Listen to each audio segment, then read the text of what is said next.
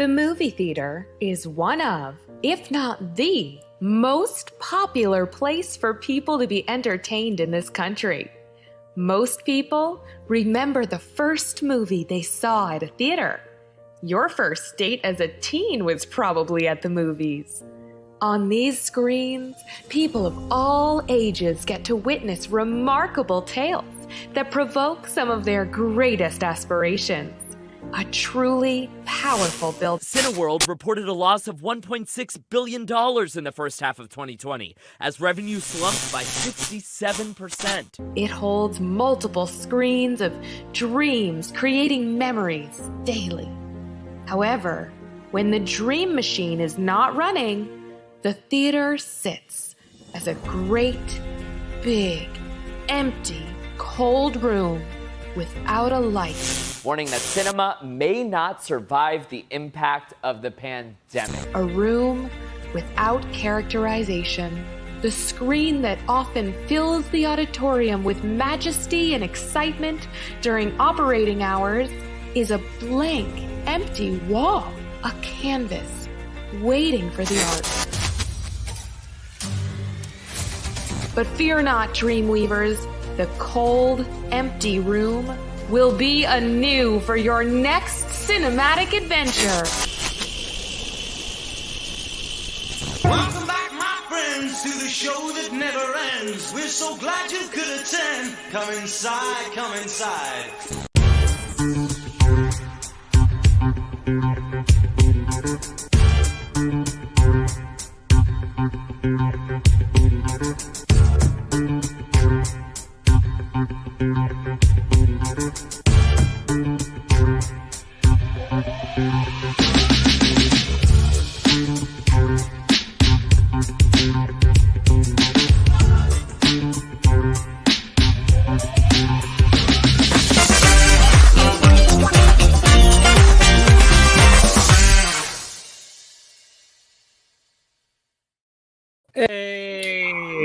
That was some Matrix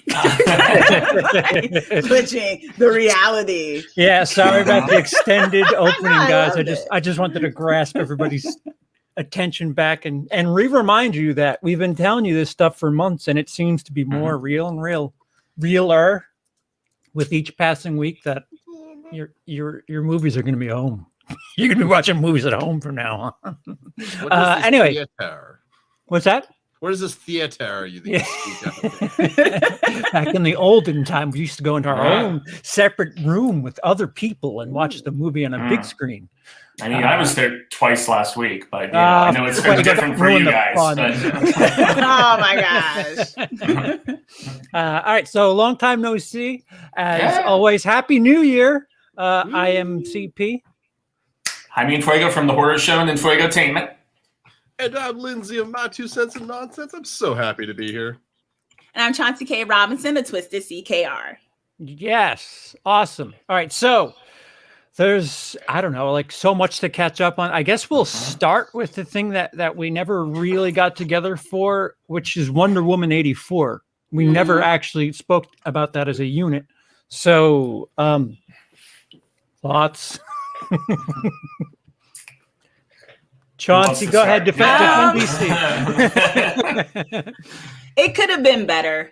I actually want to do a video of like the things that were wrong with it, the main things that I felt were things they didn't necessarily learn from the first one. And maybe they doubled down on a bit more for the second one. It was like, well, that didn't work in the first one, so maybe you shouldn't roll with that. And it was just a little unrealistic for me when it came to Wonder Woman. I don't know if we're talking spoilers or not. Where it was just this idea of, her not having done any kind of living. Here's this Amazonian woman, and I know she lost her dude, but it was like she used to be so adventurous and things like that. And she kind of was just like, well, yeah, after work, I just go home and sleep. I'm like, what? Like, I get it. You ain't like seeing anybody, but why aren't you doing other stuff? You're literally you've been in this whole new realm for years. Yeah. And decades, you aren't doing decades and just being like, oh, I just go home. And I just was like, I don't know about that. And I'm not necessarily so much on the whole feminist thing for this movie. I don't think it has to lead with that. So I'm not one of those people who are like, why is she so lovelorn for her guy? No, I mean, that can be realistic. I didn't think that was a bad thing in the first one either. She fell in love and she was, you know, she valued his opinion. I didn't think that was not feminist to like use a pep talk from him. Yeah. But and I thought there was a real issue with the way the villains were used. I think Pedro Pascal was wonderful. But I think he's wonderful in general, but like I liked his thing, but I felt like they kind of did Cheetah wrong. I felt like she got kind of a bum rap that didn't really fit because it was kind of like, we need one of these villains to kind of stay villain. Which one? And let's do it so it's her. And I get it because that's supposed to be Wonder Woman's main foil. But the way they built it up, it felt a little convoluted for me. And I felt maybe they needed another big bad that was all out big bad. And, you know, the whole thing, it wasn't as much action as it should have been either. I thought, you know, she used her words. Okay, sure. But she's Wonder Woman. Like, you know what I mean? It doesn't have to be this thing like women use their words. It's like, no, Wonder Woman beats people's asses too. Like actually a lot more. She's always down for a fight. If you watch the DC animated movie, she's always like, well, do we have to take somebody out? And they muted that about her. And so, and the 80s aesthetic was so lacking. If you're going to do 80s, do it. Yeah. And I felt like aside from that little silly montage with her and Steven, the mall and his clothes, like, oh, is this pretty woman? What are you doing? Right. So I thought it could have been a lot better. It wasn't horrible. Some people said it was horrible. I didn't think it was horrible, but I thought it could have been. The middle. Yeah, I thought it could have been better. I give it a half, 2.5 out of 5. I'll take a counter to one of the things you said, Chauncey, with the feminism thing. I do think she's been around for a very long time, and she's just hung up on a guy. What 70 years later? It does seem a little traditional rom-com-y, not weak, but dependent. Like it was just a little weird. Chris Pine's eyes. Have you seen? That's a fair point. That's a fair point. For hours. I would not be able to shake that. They're enchanting. It's like Tractor Beam. You pulled me right in. You know? It's like the reverse Athena. She's like, what is it, like Athena gray eyes or whatever? It's like Chris Pine gray eyes. Like, I don't know, Greek mythology. Who's Athena? What isn't that? The Gorgon? I went to the deep cut reference. Not even that deep, but I went for a reference there. Don't worry about it. Wait, which one's Athena? Goddess of wisdom. Wait, so which one's Medusa? That's the one. If you look at, she's the snake lady. She's got the snake hair, and if you look at her, you turn to stone. Yeah, all right. Yeah, I mixed my. Who also got a bum rap in mythology as well, depending on who tells that story. Like most women in mythology, she wasn't really the villain, guys. I'm wrong about that. Mythology is not nice. Yeah, they really aren't. I think mirrors are the blame. And if the trailer for Cruella this past week told me anything, is that every villain is just misunderstood, right? I mean, no. I'm being sarcastic. I know. We'll get there. We'll get there. To it. Yeah, I'm sorry I threw it out there prematurely, but Fuego, go ahead. Third act there, Fuego. This film I watched Christmas morning with my lady, who actually had not seen the previous Wonder Woman movie, but she enjoyed it immensely. She was teary-eyed during that scene of flight and during a couple other bits. Oh, she was so invested, so into it. She was just like, and also the opening with the young version of Diana and the lesson that she had to learn, which I've seen some people be critical of, but I actually really liked that sequence a lot personally. I thought it was well shot and pretty thrilling. I enjoyed it more than the mall sequence, personally. I mean, absolutely. Yeah. The mall sequence was. Yeah. But I have to say that after I watched a pitch meeting where they just tore the film's illogicality to shreds, most notably, the way they did the body swapping was pretty strange, and the more I thought about it, the just weirder it became to me. Like they could have just brought him back as opposed to inhabiting someone else's body, and she's having sex with the guy and all this different stuff. I've heard the R word used for what she's doing with that guy because it's a different person. So no say. And then we were supposed to feel warm and fuzzy at the end when she sees him when it's snowing, and it's like, I know you. I'm like, yeah, you were having sex with this guy's body. Yes. And she like gives him a little, and she gives him the up and the down. I'm like, what? What is this? What is this moment? Are we supposed to be made to feel like it was okay? Everything that happened. How's that birthmark on your thigh doing? Right. Well, they also in the movie they went out of their way also to point out that he was kind of conceited, the original guy, and that he was a bachelor and stuff to make us not feel like she was sleeping with someone else's boyfriend or husband, or that he was actually anyone that anyone would actually kind of miss. So there was a lot of, but I feel like if a story has to do that, you already know it's not right. If you have to go out of your way to make everyone know this is okay, guys, because of ... No, it's okay. He's a shithead. It's okay for whatever she's about to do. No one's going to give a crap if he goes missing. Yeah. Exactly. And also with that opening, there was actually a fight over that because Patty Jenkins actually wanted she wanted the young her scene. But they really wanted I think the studios really wanted the mall scene. And so she didn't want to give up that scene. So she just put them both in. Because it did feel kind of like a lot in the beginning. But yeah. Yeah, I compared it to, what I call it? I called it Quidditch. Quidditch Olympics. It was really... It was like a 15-minute scene, and then like you're restarting. It was like, okay, but we got it. What are we doing this for? Yeah, it's a mall, guys. It's the 80s. Everything was at the mall in the 80s. Yeah. Great. No, I think the length is a big She's issue stopping a bank robbery. Sorry, Lindsey, go ahead. No, I just think length in general was kind of an issue with the movie. I think I liked it more than your average person, honestly. But it like that opening scene. I did like the little lesson she learned as a kid, but maybe you could have trimmed that scene down a bit. And same with the mall scene. It was great. It was fun. I like seeing her they put her finger up to the little girl to be quiet. That was all cute and fun and stuff. But they both, I don't know, together just both felt long. It's a mess of a movie. And I think that intro right there actually kind of encapsulates a lot of it, especially learning now that there was like a dispute over which one to go with. Because she's great, Chris Pine's great, Pedro's great. I even like Wig as Cheetah. I thought she was great until she went full CG, and then it kind of hurt the eyes to look I don't know what that was. I'm kind of tired of Kristen Wiig being. That's why it was in the darkness, man. So you couldn't see the CGI too well. Kristen Wiig is the same Kristen Wiig as Ghostbusters 2016, and like I want to see if you've seen Skeleton Twins. She's something completely different. That's a great movie, man. It's a brilliant.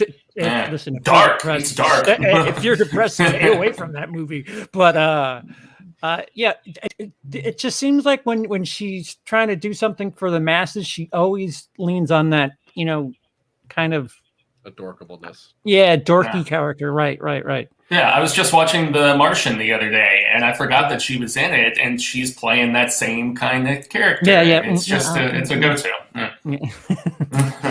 But it's also what they cast her as. Like she does. I mean, is how that's what she's selling, because that's what they buy. Well, yeah, and it's only a brief time too, because they do kind of she's all that her at about the 2-second act mark. Where heels and eyeliner, and it's like a whole other person. Now I'm a different person, which they also exposition dumped us with, right? It was like she must be losing her humanity. That's why this is happening. I'm like, how does she? What? I was really annoyed when they said that line, because I assumed that she was like siphoning off Wonder Woman's powers as she got stronger. Like Wonder Woman. That would have been cool. Yeah. Well, wasn't that what was happening? Was it that and her humanity? Yeah, she was weakened near the end of the movie, if I remember correctly. It's been a couple months now, obviously. But Yeah, it got weird, the explanation. I just remember the exposition dump of she must be losing her humanity. I'm like, what? Okay, I guess that meant, okay. I'll go with it. I've gone with everything else of this thing so far. My eyes are seeing it. I don't know what you have to say it for. And then she had every right to be beating that guy's ass too. I mean, come on now. Look what he was trying to do. It's weird that they made that her origin villain story of her beating up her would-be assault person. Yeah. This movie was kind of weird on the assault dynamic. So do you guys know what right or wrong is? Because maybe that guy should have been the. Never mind. Just mixing up guys and. I would love to see a documentary about this movie because, like, it went into production like right after the first one, like, was a big hit. And there instantly was like, "Oh, go just go. Here's money. Go start production. We need good ones." Exactly, well, and then didn't they confirm 3 like the very next day after release that 3 was already confirmed? Signed a few more years, actually. Didn't they sign her up for like 2 more films or something like that? I know she's supposed to be doing it for a few years, but I don't see where they're going with it because I still think DC as a whole needs to get their timeline together. So I don't know. That's what they keep saying Flash is going to do, right? And there's going to be all the pocket universes and different Earths and whatever. I know they've done it on TV, right? But the movie Flash showed up in that too, didn't he? Didn't Ezra Miller show up in the what's it called? Not Crisis. That's what it's called. Crisis. Crisis for the show. He did. Mm-hmm. I kept wanting to say Disaster Effect. And I'm like, no, it's not Disaster, Lindsay. That's such a boring name. But that's because they're trying to figure out a way. They decided they're going to incorporate DC TV into DC Universe movie. So, which is what Marvel's doing right now with Wanda and with the upcoming other series. So yeah, so they're doing it. I'll admit they're doing it better though. Marvel. I'll admit I'm kind of surprised to hear you say that. I know. I'm hurt to say it.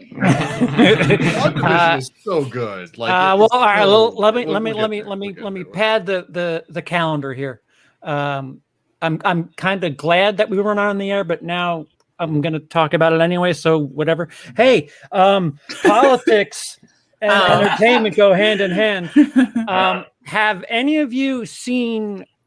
Did you see January 6th? Like, man, that was a crazy movie. Like, they stormed the Capitol and stuff like that. It looks so real. Yeah, I thought democracy was crumbling that day, man. That was one of the... I was so goddamn depressed after watching that transpire, like, for days afterwards. Like, I was, like, freaking out. So Yeah, we're friction. We're so friction. much in my life. All right. We're okay now. Everything's fine. The world has crazy people. Speaking of which, there's this Run, Hide, Fight, which is a Ben Shapiro produced film. And I'm assuming none of you have seen it then. No. Okay.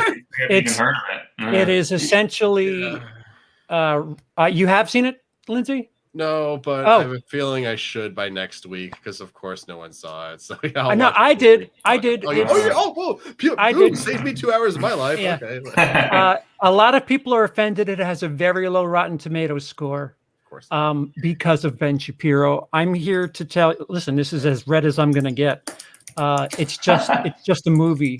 It's Die Hard in a school shooting. That's really it. There's no, there's representation all over the place. It's not like it's heavy-handed with messaging.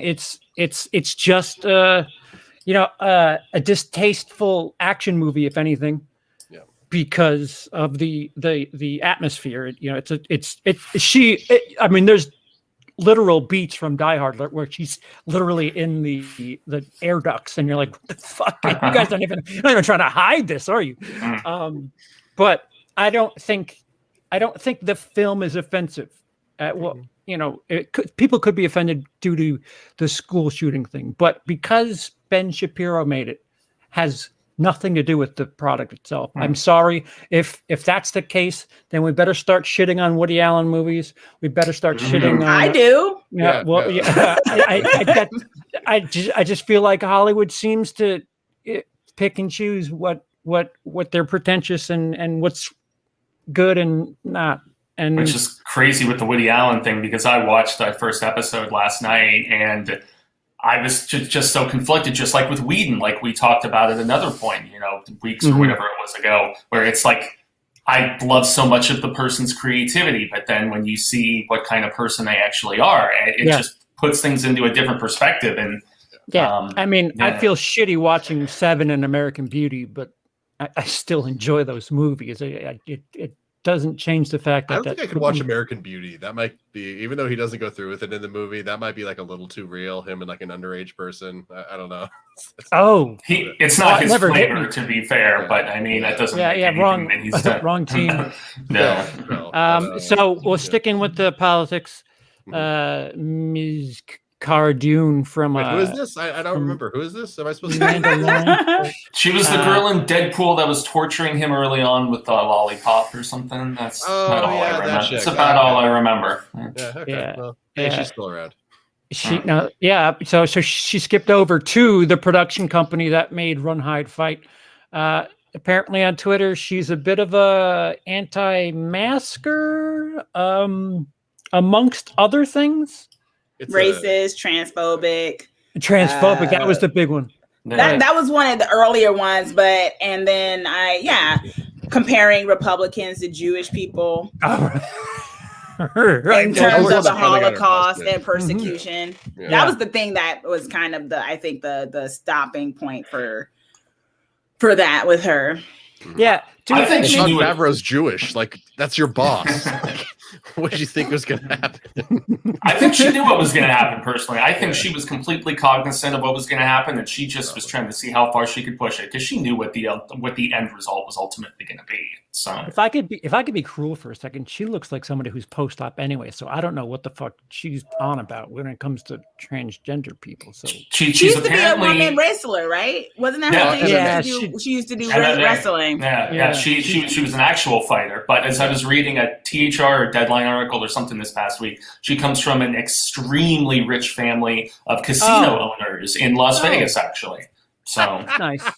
Yeah. And I mean, that's just the whole idea of Armie Hammer probably being a serial killer or something. That's becoming more and more of a real thing every day. What? What, you didn't hear about? You heard about this and not Armie Hammer? No, he's getting a movie star. He's that's a whole thing with him. Because I think he's got some. I think he has some literal bodies somewhere. I think that's why. No, I'm serious. I think that's why he's being dumped all over, because all that stuff about his cannibalism coming out and stuff. Whoa. I thought it was supposed to be perceived as sarcasm initially, and they're like, that joke isn't cool. No, people started dropping him.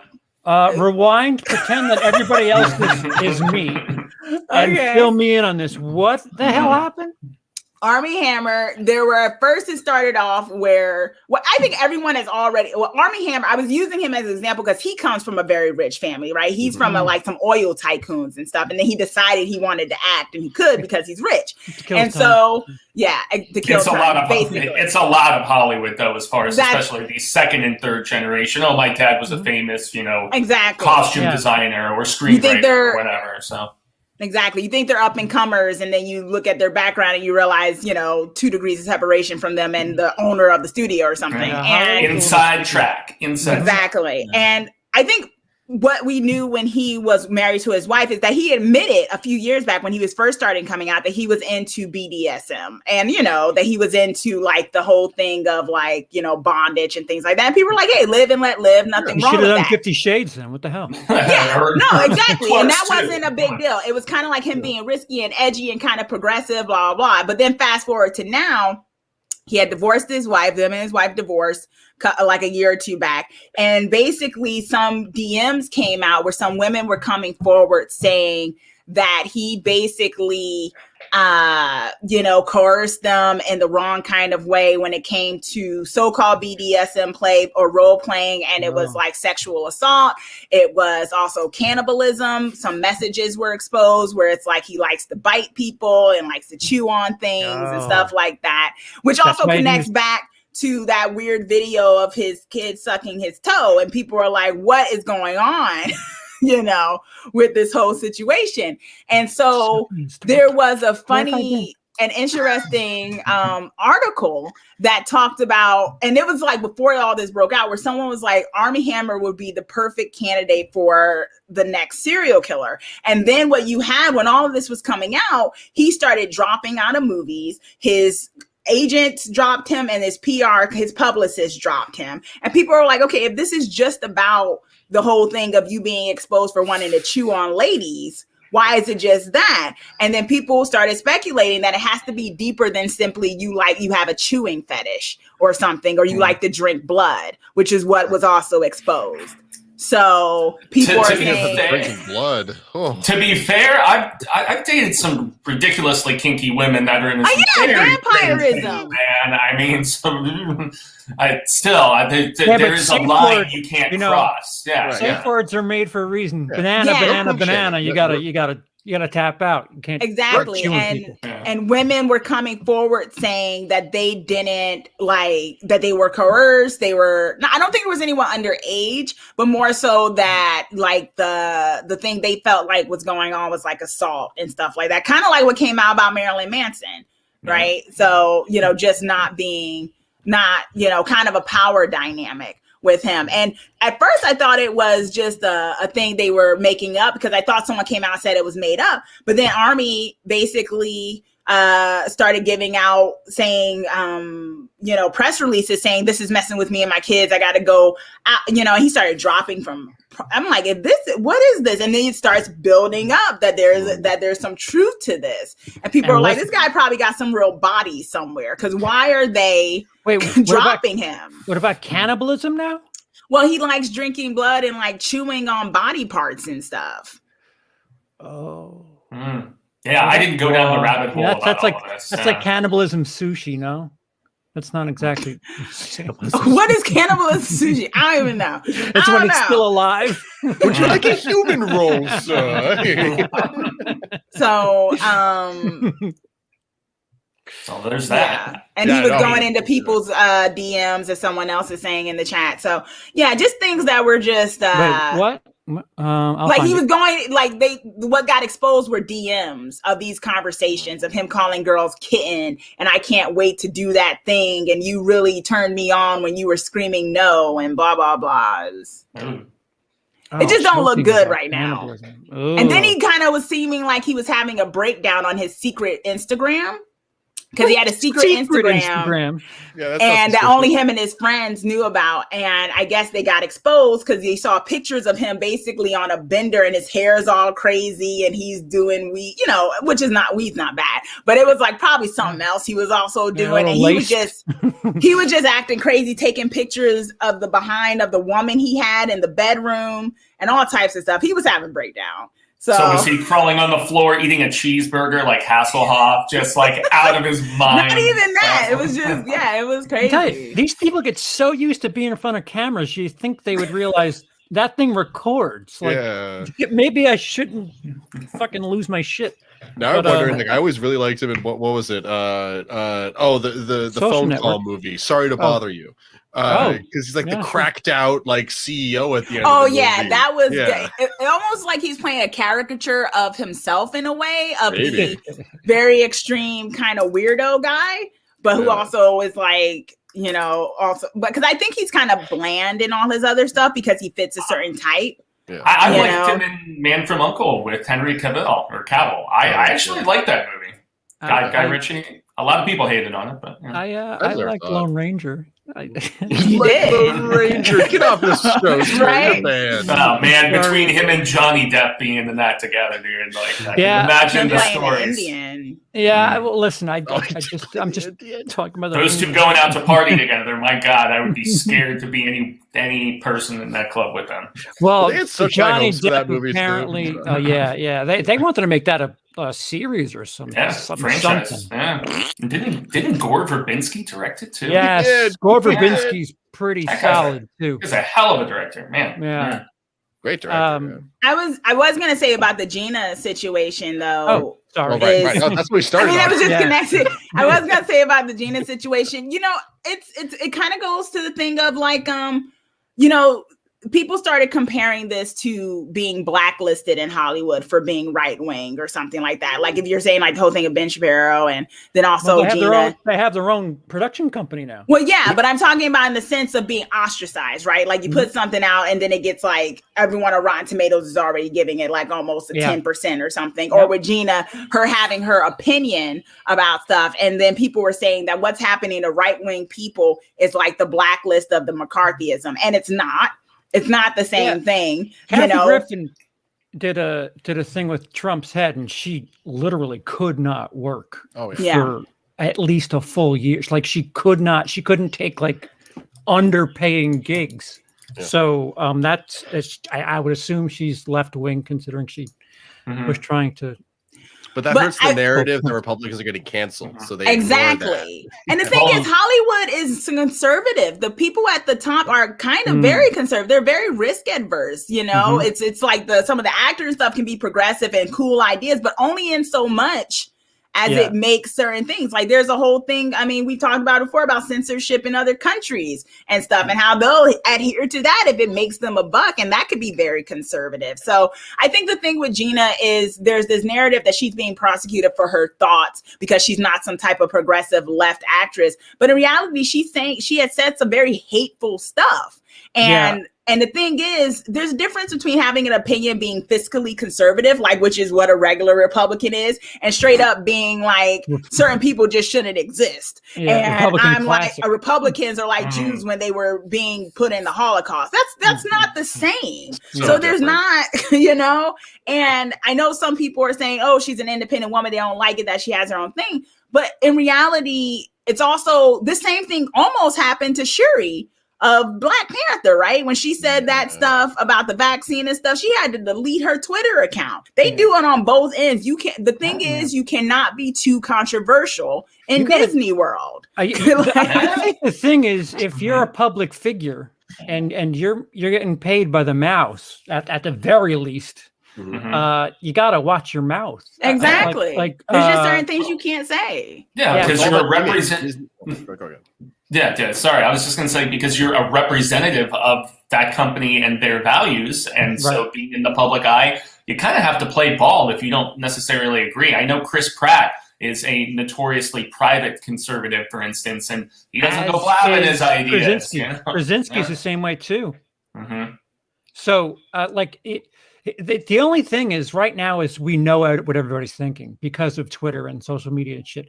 Because who knows what, like, if we go back 30 years, like, I don't know, would Jack Nicholson have been canceled for something he thought and tweeted in 1980s Twitter? Like, I would love to have seen 1980s Twitter. That would have been an amazing place.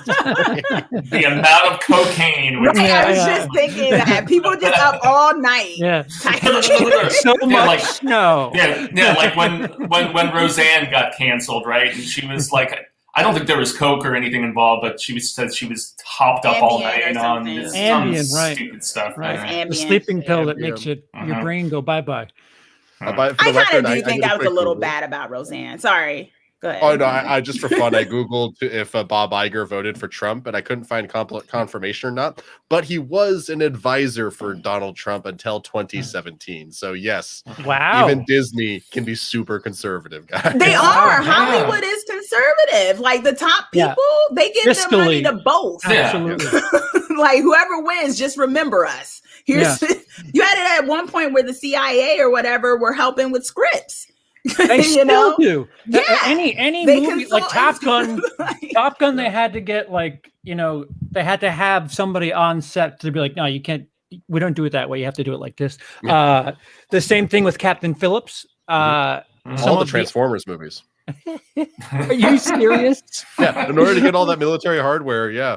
Michael Bay. Yeah. So it's just weird. I really hate it. And it's getting worse and worse with each passing month that this politicization of Hollywood just keeps getting deeper and deeper and deeper and more infested. And can we just the movies? It's social media. Yeah. It's, I mean, honestly, I mean, not sound like anti-social. I'm not anti-social media, but there was a time when we didn't know what some of these people were thinking, and we could just kind of, the occasional scandal, rightly so, would come out on a newspaper or something like that. But the thing with this cancel culture, which isn't really cancel culture, but the thing with these people coming out online is because they say stuff because they got their phone in their hand and their PR person isn't there.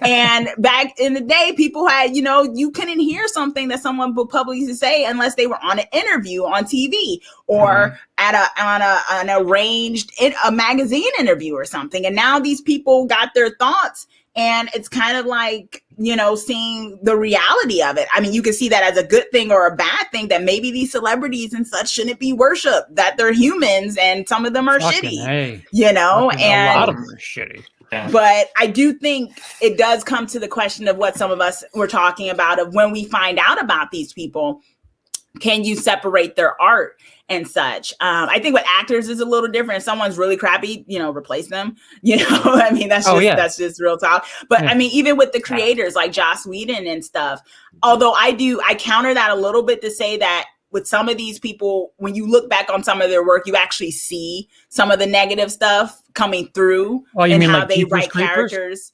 Well, yeah, like Jeepers Creepers. Even with Joss Whedon, as much as I'm a Buffy girl, the way he was treating some of the women characters in Angel and also in later episodes of Buffy really kind of spoke to how we found out he is. So, I mean, it's not like it's all, and even with Kubrick, I was just going to bring him up. There are people who on The Shining, he fucked her shit up. Yeah, and Clockwork Orange had some really, and people, things like that. And it's just like, it comes through, and maybe we just need to say that and it comes to this thing where it's like, oh, someone is a genius, so we have to take their toxicity, but maybe we just need to widen the pool. The problem is people keep picking from the same pool, and they think, well, let's take the least toxic person. Well, they're only picking casino inheritors and sons of people, oil tycoons. Maybe actually do a casting call. Maybe actually do that, and not put the girl that would actually blow the EP. And well, maybe it's like the Rick and Morty theory, where it's like the smarter you are, the crueler you are, the meaner you are. Like, maybe we need to get away from that mindset and be like, hey, this guy's a nice person and he's very good at making films. Let's give him. It almost seems like a perfect storm. It's like, this is too good to be true. Like, they should. If I were Disney, I would invest as this is absurd to say this, but the WWE, the wrestling foundation, they make sure that their wrestlers' Twitter is in character. Oh, yeah. So perhaps, and the WWE is the furthest bit from a model company. Let me just say that.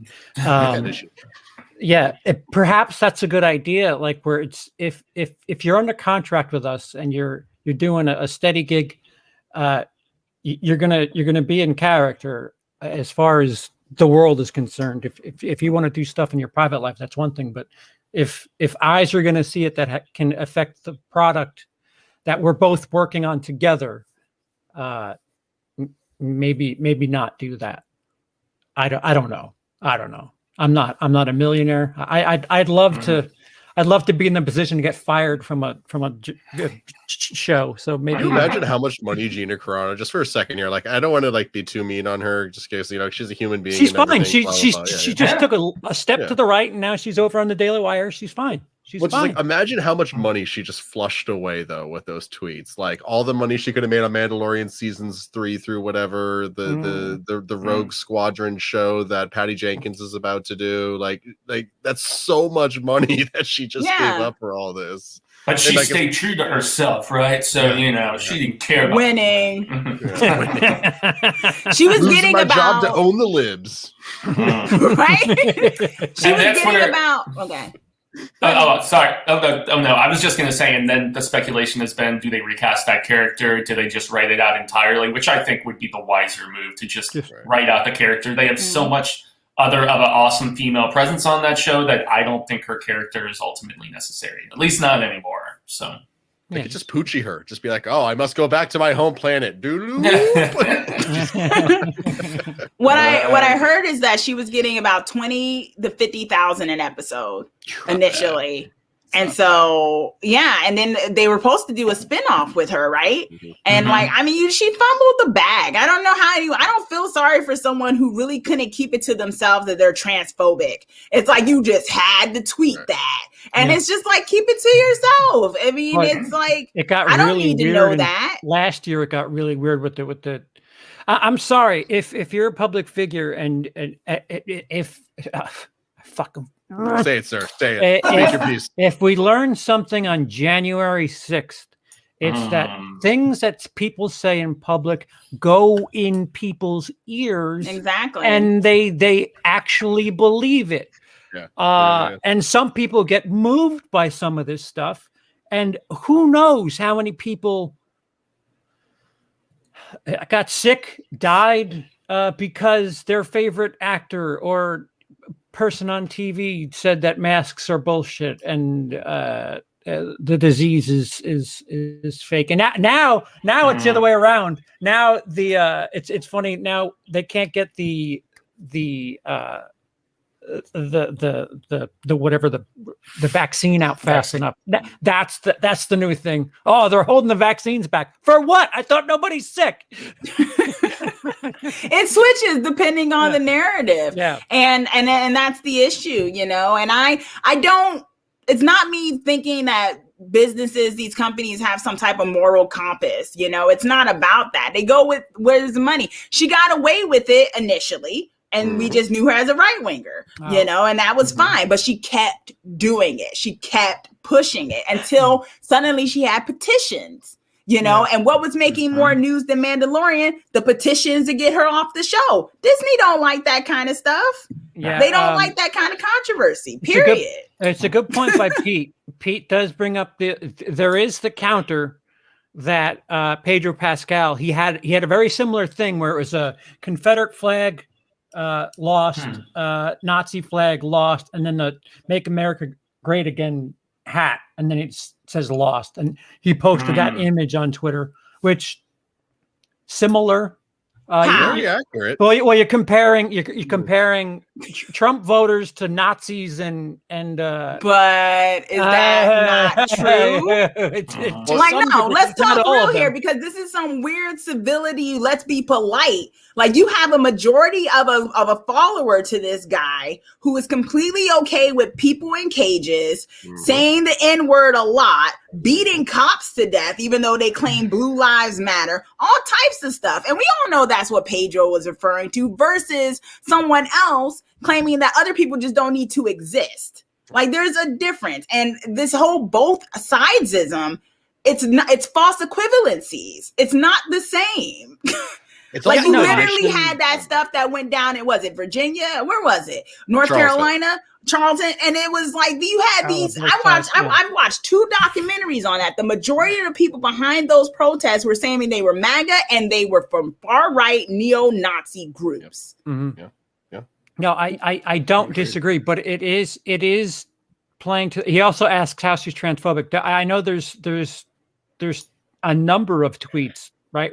Yeah, she made fun of people wanting to pronounce their pronouns, you know, because the reason why people do pronouns, like whether you're trans or not, is to kind of normalize the idea of people being, you know, referred to as their preferred pronouns. That's a thing. And she made fun of that and she mocked it. And it was a whole thing about that. And there was some other incident, which, you know, she just kind of was very dismissive towards, I think, trans people's, you know, situation. That kind of went under the radar. No one, I didn't pay attention to it that one because I don't watch The Mandalorian. So I didn't pay attention. I was like, okay. I mean, because, you know, the whole thing with J.K. Rowling and stuff, and, you know, what people consider as transphobic, but J.K.'s gone off the deep end. Sorry. I don't know. I feel like, okay.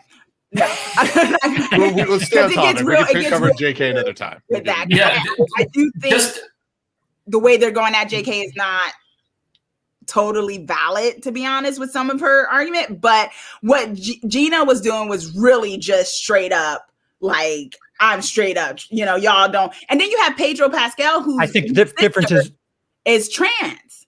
Who came out recently. So you knew there was some behind the scenes like, yo, she can't be here on Pedro. She got to go. Well, I think she changed her, which one? What was it? Her handle to Beep Bop Boop as a joke about transgender pronouns after Pedro Pascal set pronouns on his profile. So it was like a direct shot that she did at him. Well, I think the other thing is Pedro only it was that one tweet. I don't think there's others. There was another tweet that he did comparing kids in cages to people in camps in Germany, but that's slightly different.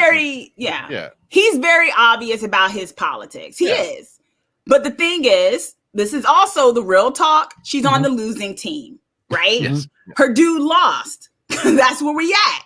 So his dude won. So he gets away with comparing kids in cages to people saying your opinions are bad. Like that's not the same thing.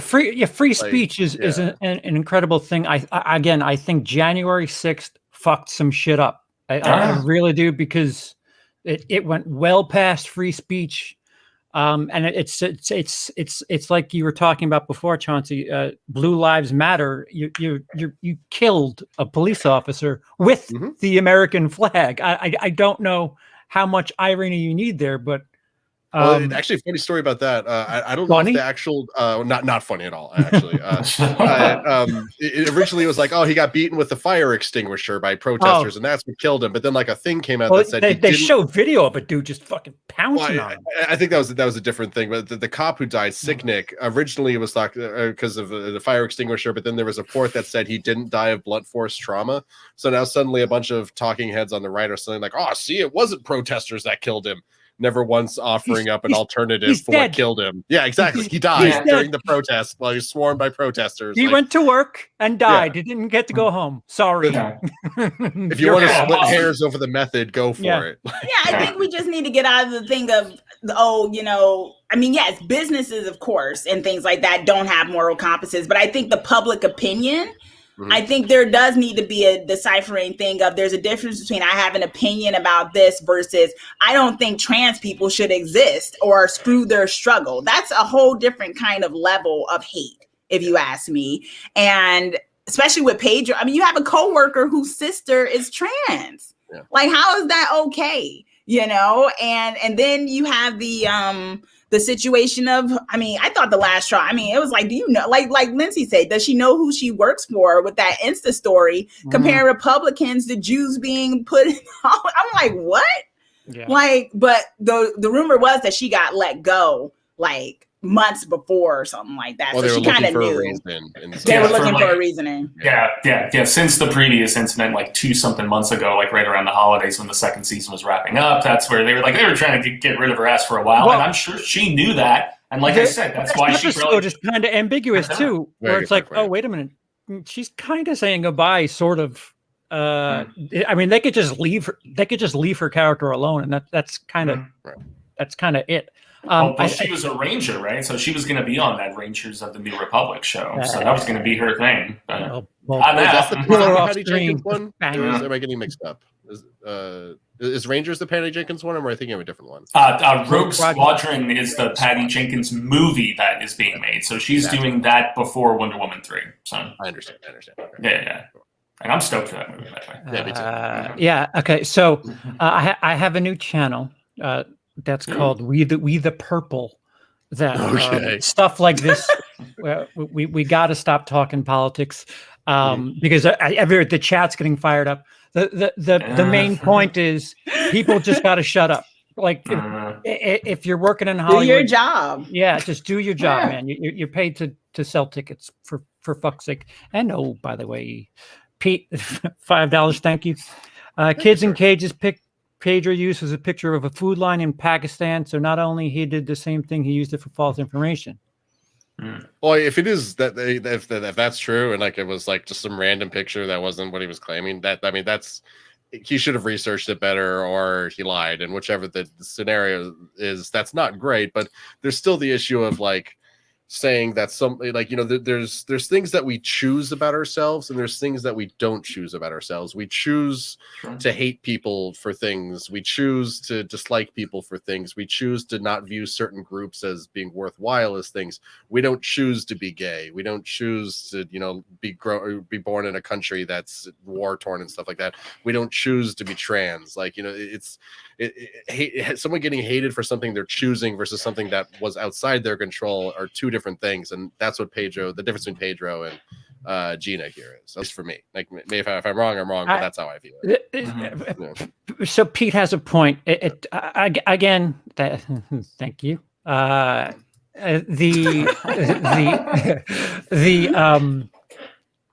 There is some danger to putting out false information if that is indeed true. That I saw something. What I was watching something. Vice News did a story on crisis actors, and apparently they got their titties in a twist because one of the 2012 kids. One of the pictures from one of those kids was used in a attack on Pakistan, and they're like, "Oh, this kid died twice," and like it was just apparently Pakistan was just trying to say, we're in unison, but they put the picture alongside all the kids that died at their school. It was just really, you gotta speak clearly because right.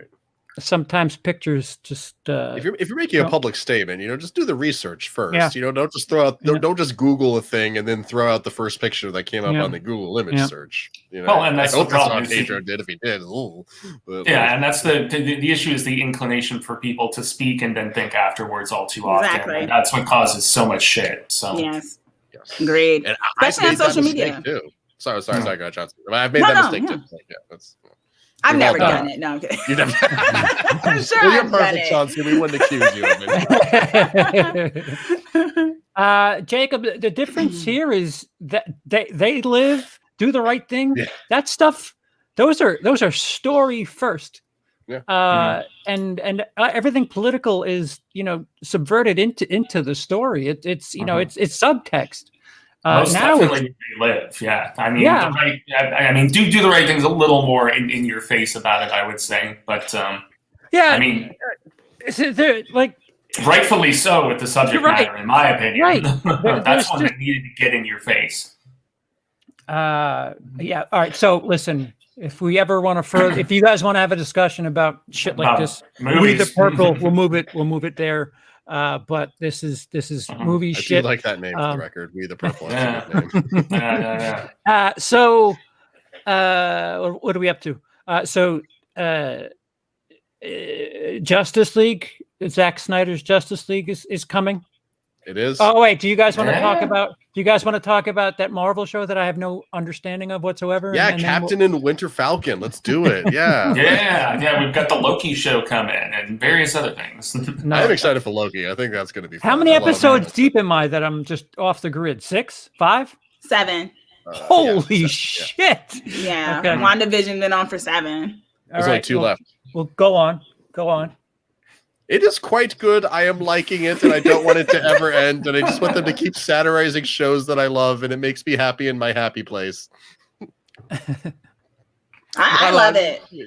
I mean, and I say that y'all know, DC.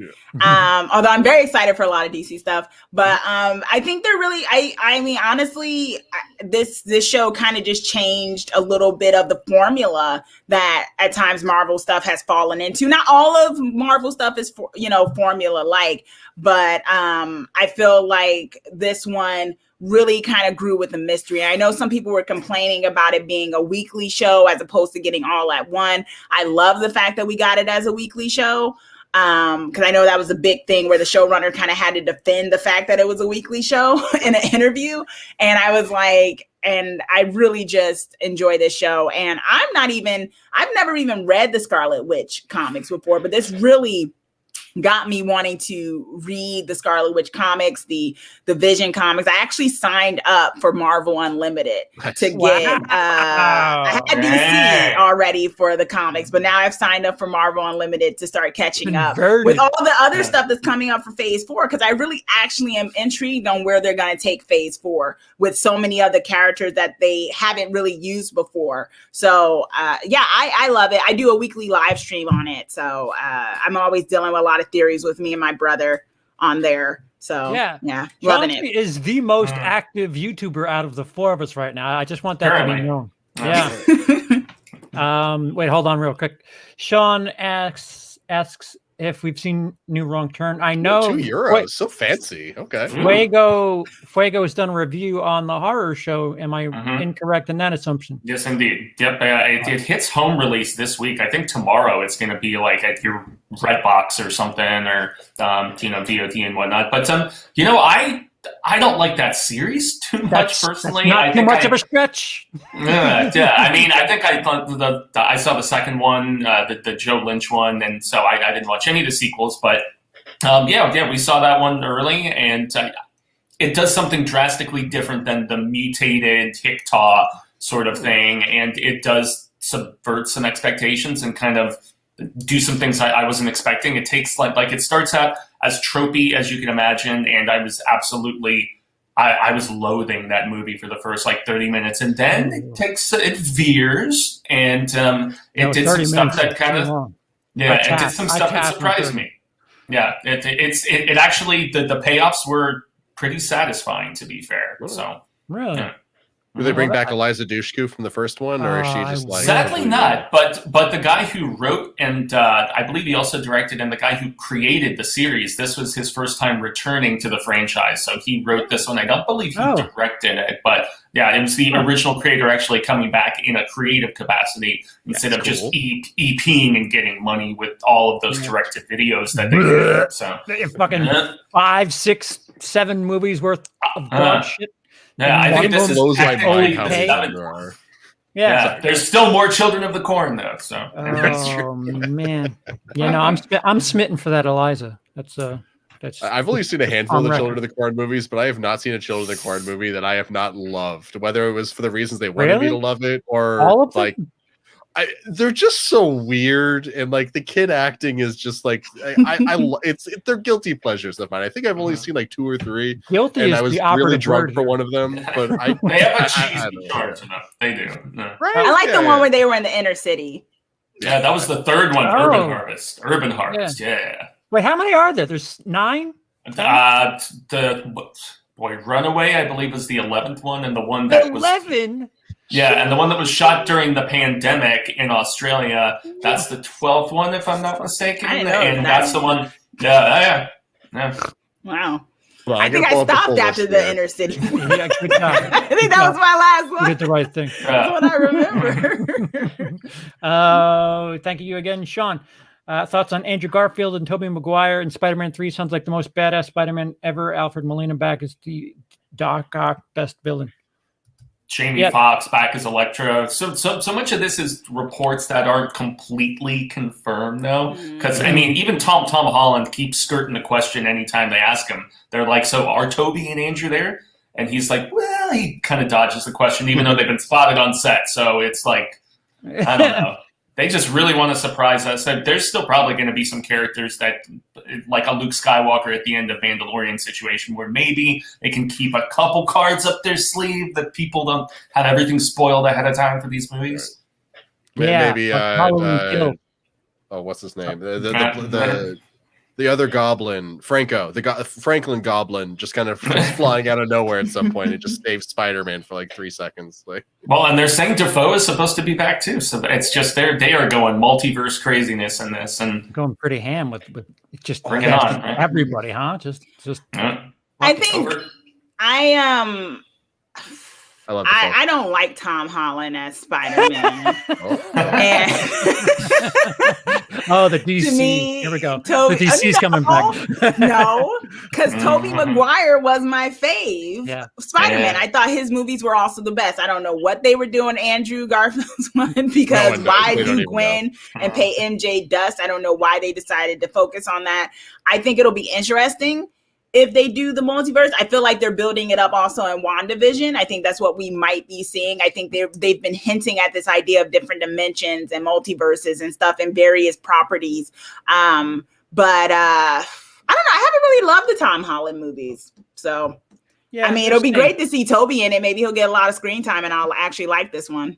Yeah, it's just, and this is kind of my complaint about Marvel sans Avengers. They just feel really safe, just very, they're not bad, they're not fantastic, they're not horrible, they're just so, all right, here it is, cookie cutter. There's nothing memorable really about, the last 5 years I can't tell you anything about.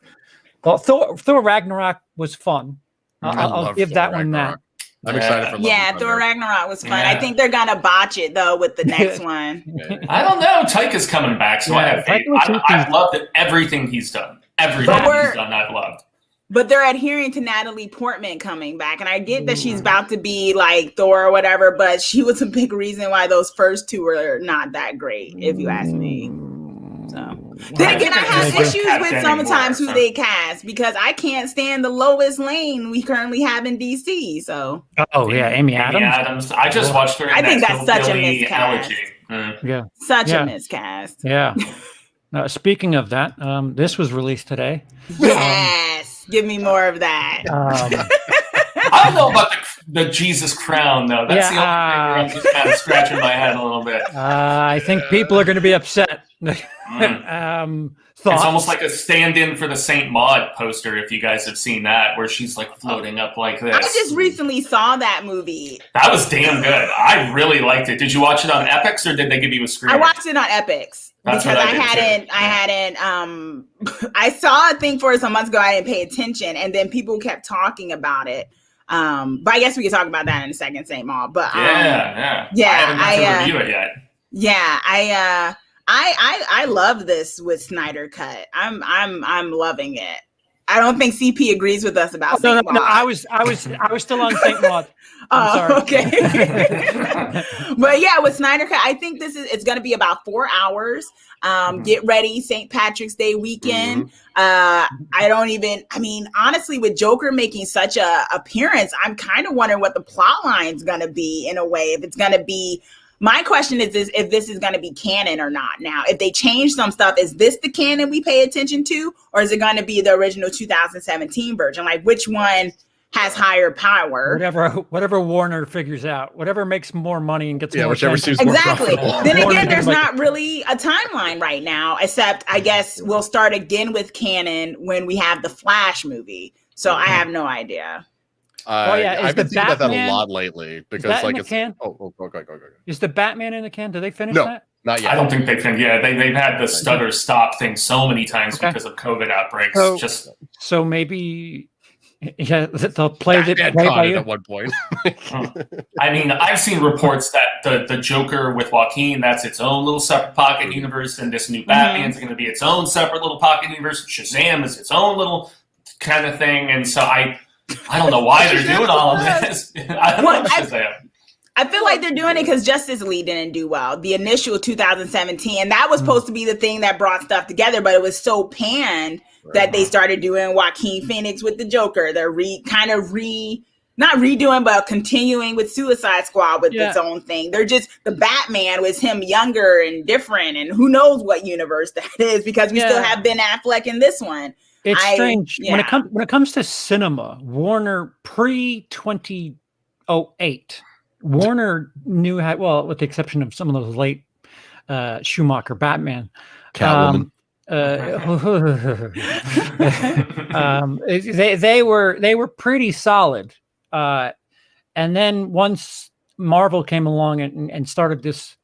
Iron Man was a risk. It wasn't, that wasn't a slam dunk. That wasn't something, Robert Downey Jr. was a risk because he wasn't really back yet. Like he had his own personal stuff going on, and you know he was hard to cast, and they slowly put together 4 or 5 movies, and then they brought them all together, and then that happened. It wasn't like a plan. It was all right, if this works, this.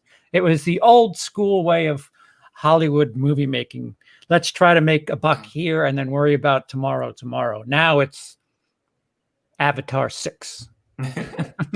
Well, and I mean, also with the first Iron Man, I think it was just as much a risk because, like, was the character of Iron Man as well known in the public zeitgeist as like the Hulk or Captain America or a Spider-Man or a Wolverine or something? I didn't know shit about Iron Man, honestly. And this movie was so entertaining and greatly directed by Favre, and you're just like, okay, we got something here. Yeah. Remember that summer though, when like Samuel L. Jackson walks out as Nick Fury and he says the words Avengers Initiative, and you're like, whoa, really? Yeah. And then 2 months later, Hulk comes out, and it kind of sucks. It's kind of fun, but it's not great. Like it's kind of a snoozer. It's uneven, but there are some good moments in it. There really are. But then that movie ends with Robert Downey Jr. showing up, and then you're like, oh, this is happening, and I'll never forget that feeling. It was a fun summer. See, I always forget the Hulk. Yeah, not everyone forgets the Hulk. I mentally erased that one. But it's not bad. Yeah. It's got some good moments in it. It really does. That Norton one was good. Yeah, exactly. Yeah. I even like the Ang Lee one. You know what? Screw it. I like him fighting a giant poodle. That's amazing. I always fell asleep during that one. I can never make it to the end, which is so crazy to me. I always fall asleep and I wake up with him in the desert running. I'm like, why? What is this part of the movie I've never seen? This is so weird. There's some audio cue that wakes you up. I don't know what it is. And I love the Hulk. Like, I have another one like this, in the other part of the house. And it's just like, I love the Hulk and I can never make it through that film. And that disappointed me. But I think you're right about Marvel. Like, they started it. It was an issue. They didn't have a map like they do now. Oh, we're doing phase 4. Like, this was always a plan. Unfortunately, when they did get to that, well, fortunately for them, when they started to realizing, let's connect this into a bigger universe, I thought that worked well for them. The problem was DC jumped ship. Not jump ship. They kind of just tried to force that on their own stuff. And it was like, they didn't have to. Like, Man of Steel was never meant to be part of a huge, massive, multi-film crossover franchise, but then they tried to make it that. Yeah, because Nolan was like, "I'm done. I'm all set here." It's like, "Well, just produce this one." And he said, "Fine, just give me the money." If you want to pay me to put my name on your movie, sure. Yeah. Which also, Lindsey, I'm going to set you up here. This with a tweet. So before we get into all this, I have so much respect for Zack Snyder. I really truly do. I've liked every movie he made, sans the Owl one, because I haven't seen it before Man of Steel. This guy is great. He's adopted 1 million kids. He's got to have a huge heart. He really seems like a good dude. But then, there's that thing that came out today, like that the Vanity Fair piece, which I thought was a very interesting read. I read the whole thing 1.5 times. And like the parts where he's talking about what it meant to him, this movie, and then when it was taken away from him, like what that was like and how he didn't have the energy to fight for it while he's dealing with the family tragedy and all that. Like, I feel for this guy, I really do. But then there's the part of the article where they start talking about how the fan base isn't toxic. And when it is, like, there are that elements to it. And then there's that tweet where it's him literally calling someone a child because they liked the first cut of Justice League, where it's just like, why is this a thing? Like, you said you enjoyed the theatrical cut of Justice League, like you enjoy your Saturday morning cartoons. Well, this is made for grown-ups, so you're not in the demographic. Also, cool of you to comment on a leaked teaser. Ooh, shade. I mean, that part's fine. That part's totally fine. Scott Mendelsohn is he works for like Forbes and stuff like that. He should wait for the official release and not comment on the leak. So yeah, that's very true. Just the rest of it, I just like. I don't know. Why do we got to stir this pot so much? Why can't we just enjoy the movies? Like, even if I haven't enjoyed them, I'm happy for people that are about to get them. I don't think I'll like Snyder Cut, but I want to see it. I'm hungry to see it. Snyder I want to know what it unfairly is. He's getting shit on for some reason, and it's just like that guy's been he's essentially trying to keep that whole universe together. Like he's been trying. It's not his fault. I guess. he's Warner Brothers' Ryan Johnson, where it's just like, dude, it's not all this guy's fault. You gotta back off a little bit. Although he has said that despite whatever success it sees, I know it's not going to be one of these dual releases, which I think he was trying to push for, what HBO Max is doing with everything else, where it'll be in theaters and on streaming the same day, but they're not doing that. It's going to be just on HBO Max, and he has gone on record to say, no, I don't want to make another one of these. I'm pretty much done with the DC universe. This is the end of my, incarnation of the DC now universe. Watch it be incredible. Watch. I feel like if it is, I will cry tears of happiness. Oh, sorry, Fuego. I will get on camera the moment that movie's over with and just be like, man, I was wrong. It was so good. And I'll just post it, and I will eat crow. I will get a chicken and I will color it to look like crow so I can eat crow on camera about this. I think I'd die. I think it's also the politics and stuff behind it too, because you have this stuff going on with Ray Fisher and everything that's going on. And originally there wasn't going to be a Snyder Cut, right? It was like, that doesn't exist. And you do have this cluster of fans who really kept pushing for it and really saw a potential for it. And yeah, I mean, there's toxicity. There's really passionate fans in all fandoms. There's a gentle word. There's really, Star Wars fandom. People say that fandom is, every last one of them, even myself. Gaming fandoms, all types of ones. And I feel like the thing with there's also a thing with the Snyder Cut one where so many Snyder Cut fans were called delusional for so long. And could you imagine keeping with something since 2017 that it existed and everyone else telling you, no, move on. And you're finally getting this event. And it's like, wouldn't you glow a little bit? Wouldn't you be like, yo, it's time for y'all to be a little quiet because we're finally getting our thing. And y'all told us it wasn't there. He even got Warner to put a little extra money into it too. So they put more money. To the tune of $70 million for the new effects, from what I saw. Exactly. Although they only shot one additional scene, according to Deborah, his wife. I don't know. Shot one. Yeah, they said there's that much Joker shit just lying around. I'm wondering what the hell Joss Whedon was doing, because well, that's what they said was the new stuff. According to a report I read today, was that future premonition scene with Joker. That was the only new thing that they shot. Right. From what I've read. No. All the rest of the money has gone into effects and stuff. They have him on set for 3 days, and then he's gone back to I don't know, do pickups for the little things or whatever. So I was going to like in the media too. There's a weird thing going on where you have certain writers of certain outlets trying to discredit Ray Fisher, trying to play up Joss Whedon and other things like that. And that may be also playing into like with this tweet there where the guys, honestly, in that original tweet, I can see why Snyder because he kind of threw some shade, right? It was like, here's this 4-hour epic and it just looks like reshoots to me. Yeah. And it's like, first of all, you got access to something and you're going out ahead of schedule. So that's just like not cool. And so many of them do that stuff, if you ask me. I hate when people talk about shit that they've seen early and but you get what I'm saying. But you know what I mean? Like, not like how y'all do. You know what I mean? But like, like specific stuff where it's like, wow, can you like let because everyone doesn't need to know you have insider type thing all the time. And especially if you're coming to it with a negative spin. And the guy's on, he's like, there, it's like, I don't know. I just felt like he's probably dealing with a lot of behind the scenes stuff because you might have some heavy players who want this to fail. Joss Whedon probably being one of them, right? Especially with everything he's going with. Because Walter Hamada has come out and said it's over. Like, it's the cul-de-sac. Like we're not really happy about this, but we're doing it. So you're right about that. Yeah, a lot of people. What? One more time. Walter Hamada, or maybe it wasn't Hamada. I think it was Hamada. Came out and said described the Snyder Cut as a cul-de-sac. Like it's all this and it's just not going anywhere. Like it's we're going to release this and then it's going to be done. And whether or not that's true, who knows? It's impossible for it to stem into something. Well, who knows? Like they say that, but then what if it's the biggest streaming thing ever and it gets like 500 million views in a week? You're probably going to consider continuing that. Warner Brothers is going to find some shit out in the month of March. I'm telling you.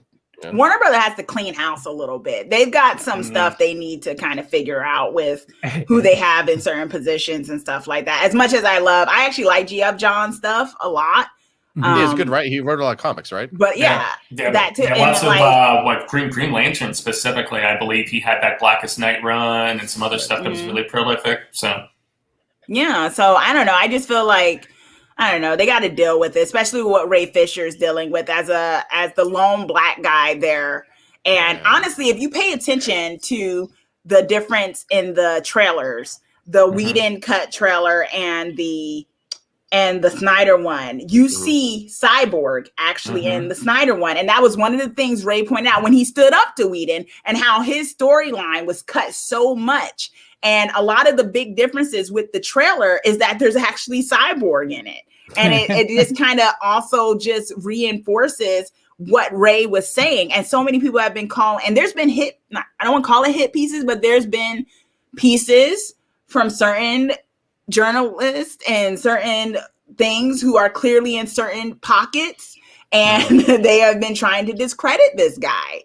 I mean, there's a drama and an epic movie probably coming out after all this is done from what's going on there, to be honest. There's definitely going to be a documentary about, or like some kind of movie dramatization. I would watch the hell out of that. Yeah. Well, the thing is, what were they talking about? They were talking about the Fantastic Fan Forstic. Apparently, his original cut. He's like, well, if Justice League does well, then maybe I can have my cut. And Josh Trank, because he had so much that he shot for that movie that you even saw in the trailers where they're cruising around in the car and all that. But he had his own personal problems that were different than Zach had his family related stuff, whereas Trank was like fucked up on suicide. Suicide. Yeah, but Trank was fucked up on set. It's why he lost the Boba Fett gig, and he's been pretty much blacklisted until he made Capone, which Capone was something else. And apparently Galactus was supposed to be in Fan Forstic, so that's how big of a difference. Like in reshoots they did with that. Like, isn't Galactus the giant planet thing? Yeah. Oh man, that would have been cool. Right? Yeah, he was in the Rise of the Silver Surfer, the second one, if I remember, right? Eater Planets or whatever. Yeah. There was a big cloud in Rise of the Silver Surfer called Galactus. I don't know if you can actually say Galactus was in the movie, but the name was thrown around. Then also people that are pushing for the original cut of Suicide Squad too, and I guess Ayer's been tweeting about it. He wants to do it, so. Like I'm for artists getting their vision out there, not meddled with by the studio. Because like one of my favorite movies of all time, Snowpiercer, Harvey Weinstein, and fuck him for all kinds of reasons. But I'm all set. When he watched Snowpiercer, his first note was cut it by a third. I'm like, are you kidding me? Like a third, 5-10 minutes, sure. A third? Are you insane? But just two acts. I just want 2 acts. That's it. Do we need all this stuff before they start killing everyone? All it's boring anyway. So if it's funny, if let's just say if the Snyder cut is great, and for some bizarre reason, Suicide Squad gets some wheels. Wouldn't it be funny if Jared Leto just suddenly becomes the greatest Joker ever by happenstance from shit that was on the cutting room floor? That'd be a crazy timeline to live in, but I guess it's possible. And then he gets brought back, and he gets his own shit, and they're like, "Oh, here, welcome back." I think that would be unique. Well, I think originally in Suicide Squad, part of the reason they had to reshoot so much of it wasn't Steppenwolf supposed to show up in Suicide? Wasn't the big flamey? No, not the flamey guy. That was one of the Suicide Squad members, Incubus, the witch's brother. I don't think he was in the original cut, and that's why his CG looked so bad, because they replaced him. They replaced Steppenwolf with him because they were trying to get away from all the stuff that they were setting up for Justice League, and I do remember that Enchantress was not supposed to be like the main villain, but I just can't remember who it wasn't, like who was supposed to be instead. So who knows? Princess. Why did they cut it? 30 minutes out of Princess Mononoke? Oh, I hate him so much. Princess Mononoke is a perfect movie. You don't. Touch I that. don't. There's certain films that, like, listen, I've been watching a lot of Korean stuff. They're all they all scrape 2 hours. They're all 2 hours. There's none that come maybe an hour 58 if I'm lucky. A short one. Yeah, and it's fine. Like I don't, and I'm somebody who feels like, all right, let's go. Like if you want to talk about Saint Maud, man, I was checking the clock. I was pacing. I was and that was less than 90 minutes. Yeah, even that was including the 89 credits. minutes. Yeah, 89 minutes. I could not wait for that fucking thing to end. And it just made me sad, man. I mean, that's what it really did for me. I mean. I'm really curious about this movie called Saint Maud because I've got a D&D character named Maud who jokes about her becoming a saint one day. So, like, did they take my character and make a movie? What is it? They've been watching your gaming. They make Welch sound really, really scary. I'll tell you that much. Okay. Yeah, it's an A24, and the reason I haven't had the chance to review it yet is because Cecil's like, somebody else needs to watch it so we can have 2 people on this, and nobody on the channel wants to watch it, including him. I've already seen it. I'll join it. Guest appearance. Fuck it. I was gonna say I feel like just one quick thing with Jared Leto. I actually thought he had a good chance to be a good Joker. I think that was the casualty of the Suicide Squad, that they just cut a lot of his stuff. He was a different kind of one. I know some people make the joke, "Oh, you like the gold chain Joker or something," because that was his. Damn, he was strange. He was a little. It was a little over the top. Some of the stuff that he looked kind of cartoonish, and with Joaquin Phoenix, you had a little bit more of a grounded one. And I like the way he looks in Snyder Cut because he looks a little bit more grounded. Well, just and maybe damage to get rid of that alone, like that so makes him so much easier to look at. Yeah, so I think there's a good chance he might do well. I mean, isn't he supposed to be in the next one? Isn't he supposed to be in Suicide Squad? He's supposed to be in the Suicide Squad. I thought he was. The one that's coming out in March. I don't believe he's in James Gunn's, but I could be totally wrong. Yeah, I don't remember hearing anything about that. But the cast in that movie is like so stacked, it's like bonkers. So. And he says a lot of people are going to be dying. I don't know how I feel about that yet. But isn't John Cena? The name of the fucking thing is Suicide His Squad. Character. Well, yes, Rogue but One I'm was afraid the of real who Suicide he Squad might. that year. Who he might kill off, I guess. Yeah, I'm afraid of who he might kill off. I mean, we just got Idris Elba. I'd like to hold on to him a bit longer for this one. But I was, I forgot what I was about to say. Never mind. He looks really goofy in that costume, though. John Cena looks goofy as all fuck in that costume. He's getting a spinoff. They're doing a spinoff that's supposed to be a comedy with his character. It could be a prequel. Yeah. Okay. I'll tell you what. It did weird me out that no one died in Suicide Squad. Like the bad guy and like the fire guy who refused to be a fire guy, and he might even still be alive. So really, no one died. Like, the thing I always said: Rogue One and Suicide Squad came out the same year, and Rogue One was your true Suicide Squad. Agreed. Fucking nobody made it. It was like nice.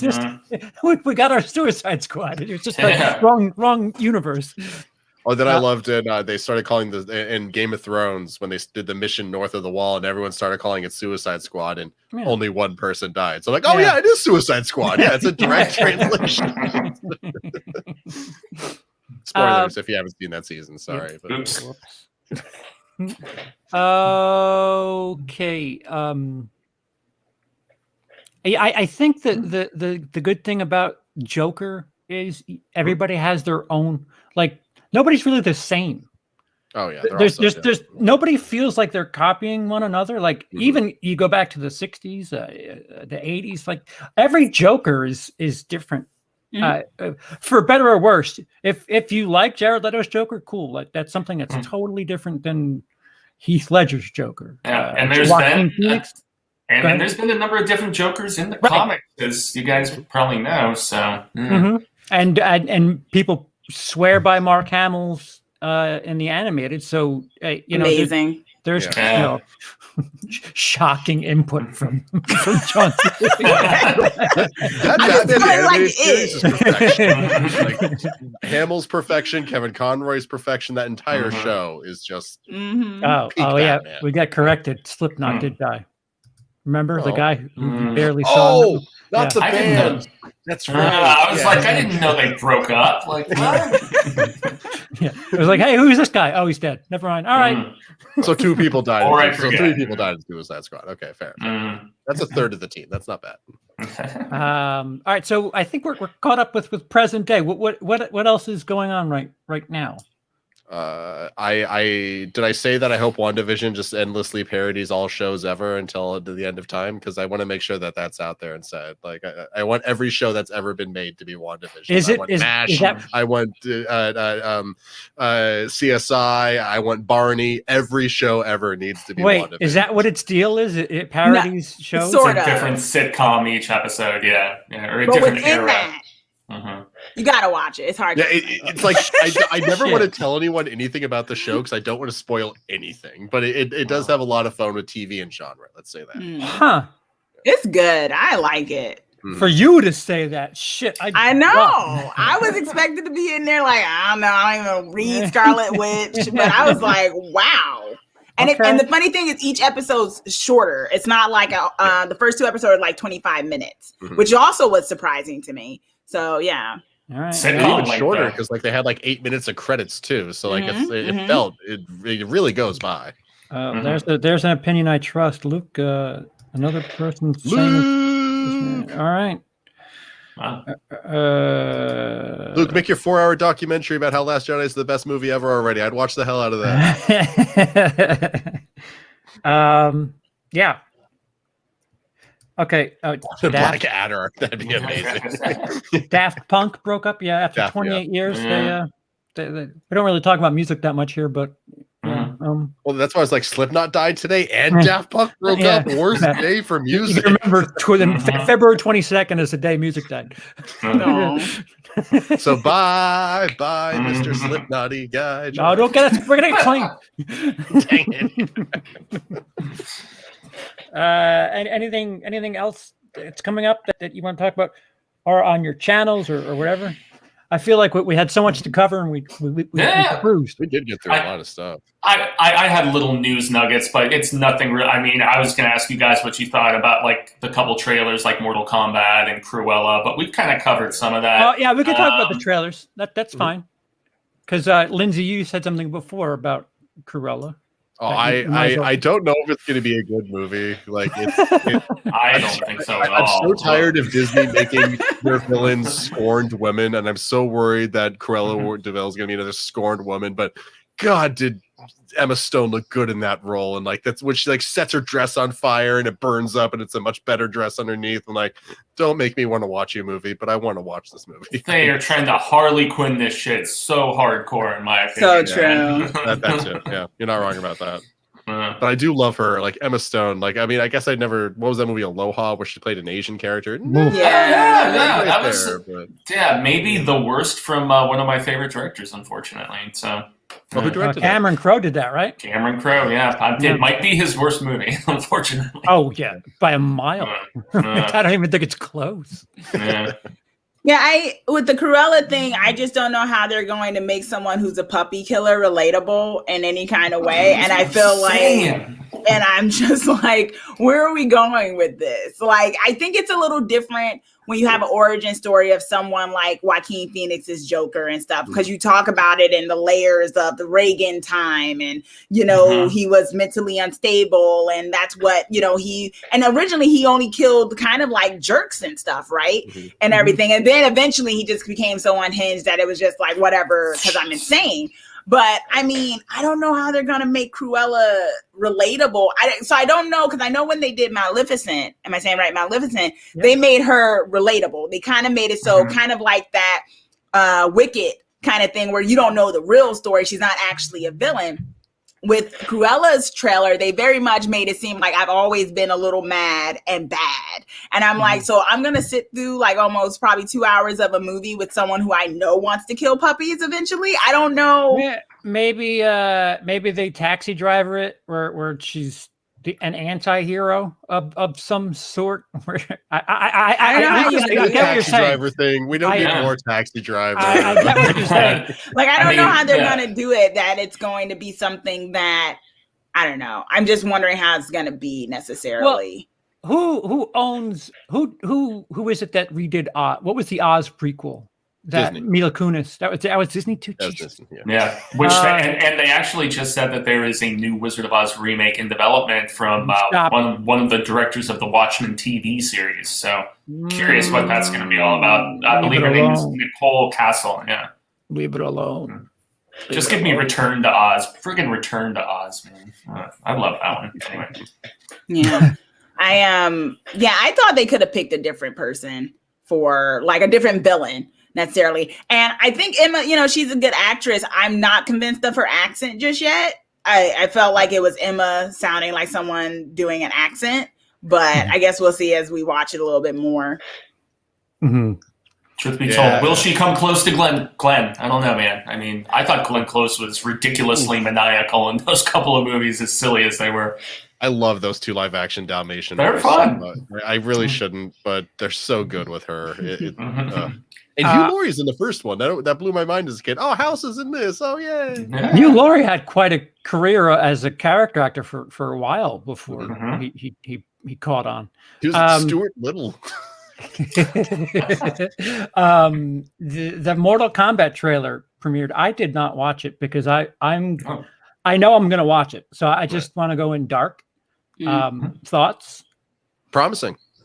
Yeah, it embraces its R rating, which a lot of people were wondering. And then when it actually came out that it was confirmed it was going to be R rated and with fatalities and whatnot. I still love the Paul W.S. Anderson original one from 94, I think. Oh, 95. Wonderful. Wonderful. So good. I even like Annihilation.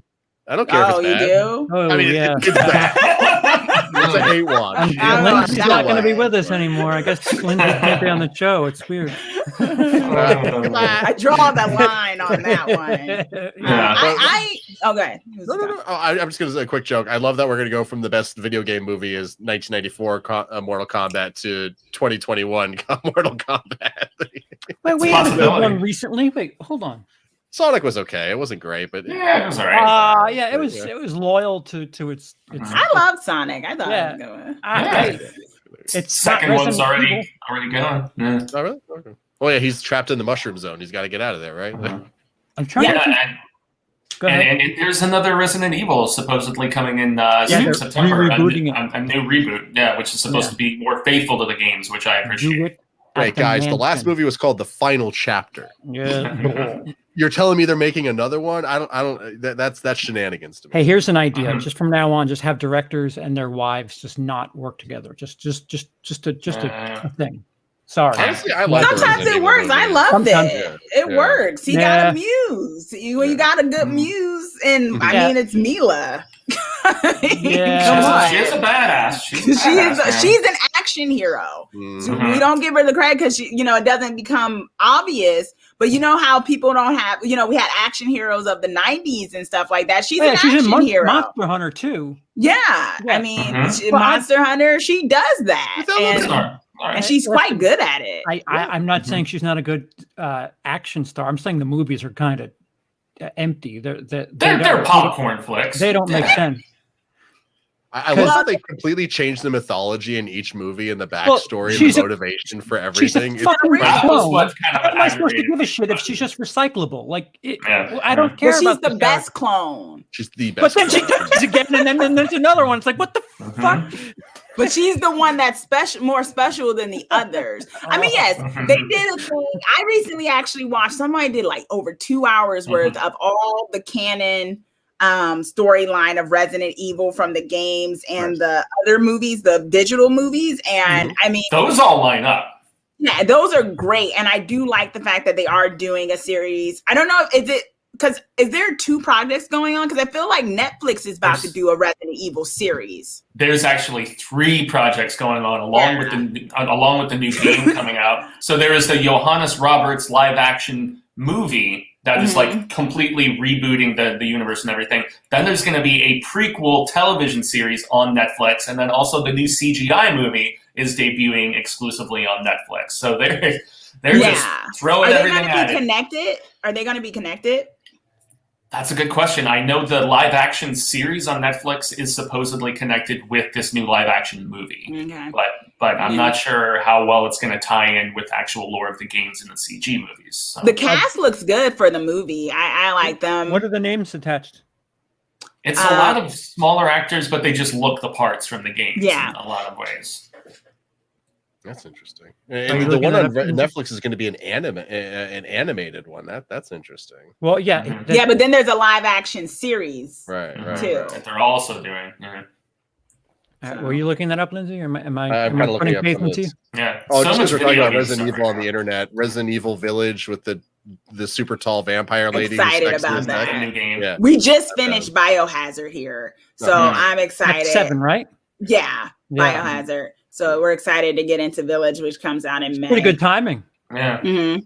Yeah. Well, and so many video game projects right now, though. It's like Hollywood is really ramping back up at this point with the Borderlands movie that Eli Roth is doing, with The Last of Us coming to HBO Max, and they just cast Pedro Pascal.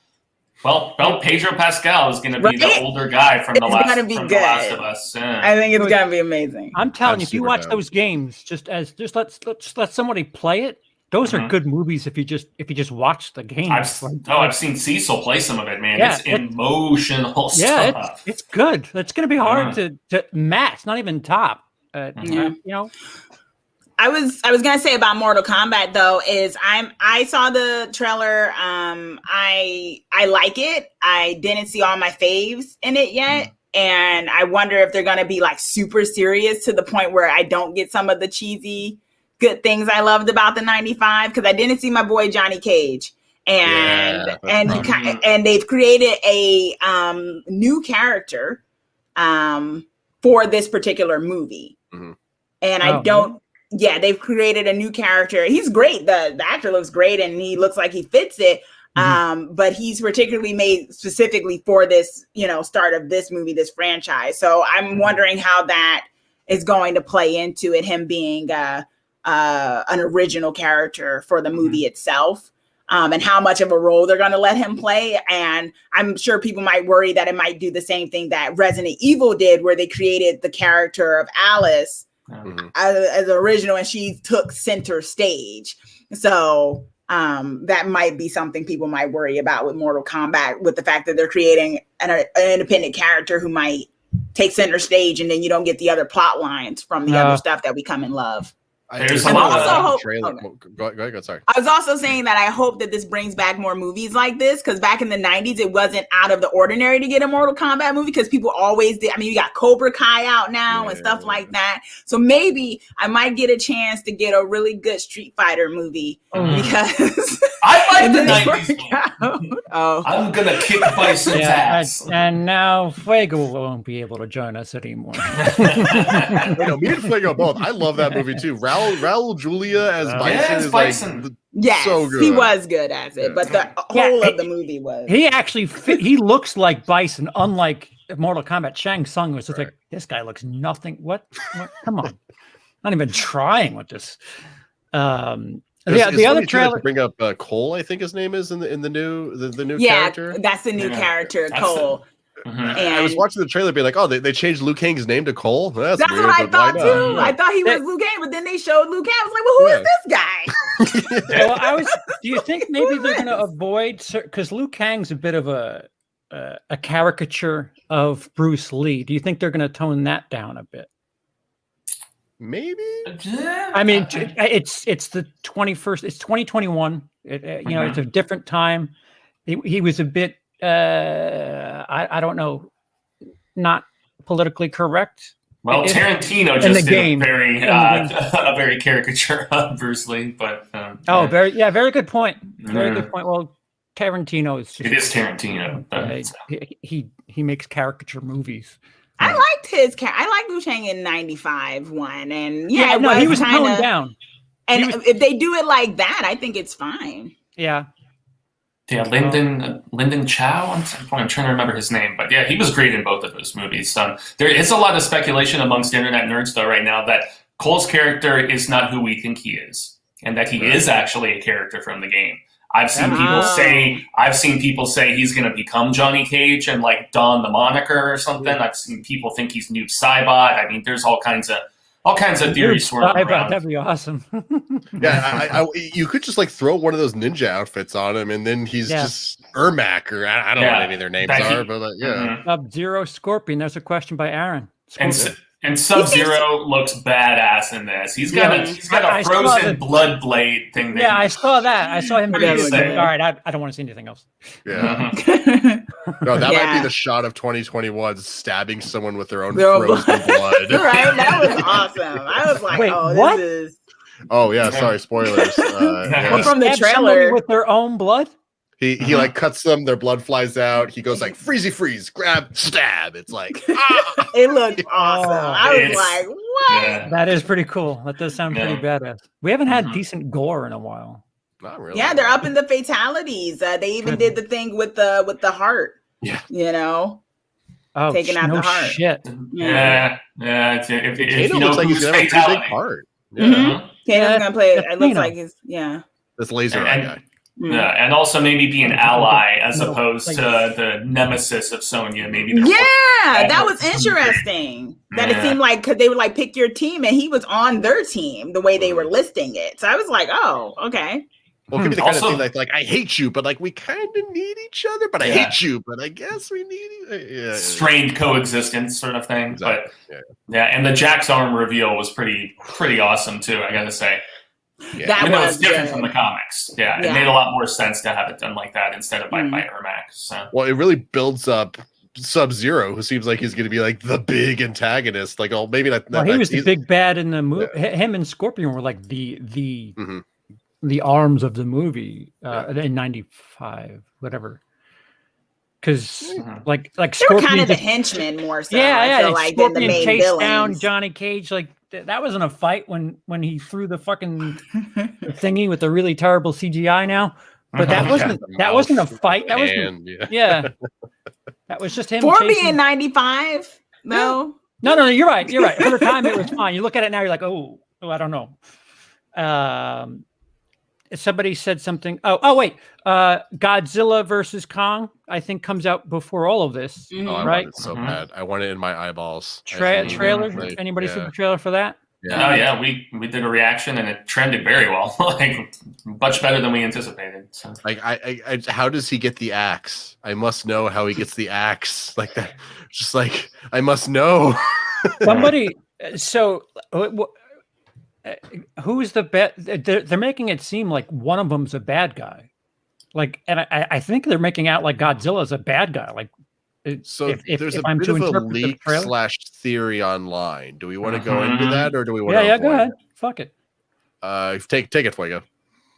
Well, if I'm not mistaken, there's all these. I've seen multiple theories, but there is a bit where you see what appears to be like a smaller spacecraft kind of thing, and then also at the very beginning of the trailer, there's people who swear up and down that that's Mecha Godzilla as opposed to actual Godzilla, and there was also some toys that leaked, and there's a Mecha Godzilla toy, and so there is presumably going to be some sort of alien presence. I'm presuming they're going to be fighting initially, and Godzilla and Kong are eventually going to team up against some bigger force. That just seems to kind of make the most sense to me. But as they should, because Godzilla is king of the monsters, and if they make him to be the bad guy, we're gonna have problems. For me, anyway. And I think a lot of people who are Godzilla fans would have a real issue. I agree with that. I think it's probably the Martians or whatever, because I think with the Mega Godzilla, that was the thing in the old movie, right? That it was Martian men who were who had created a Mecha Godzilla. Wow. And at first, in the initial one, you thought it was Godzilla who really beat up one of his friends. And I'm looking at him to get a movie. I was like, why is he like hurt? I was like, that's his friend. What is he doing? And then you find out because people were like, why are they fighting? And then you find out that it wasn't. I was like, oh, thank goodness, because I know Godzilla would never do that. And he's hopefully, a good person. Hopefully, yes, he is. Hopefully, Mothra also shows up again.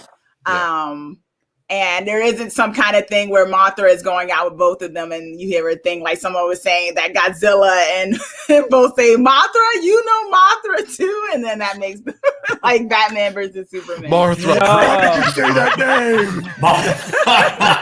That's genius. Actually, I want that. I put that in. I want it. Do it now, quick. That needs to be a meme, like immediately, dude.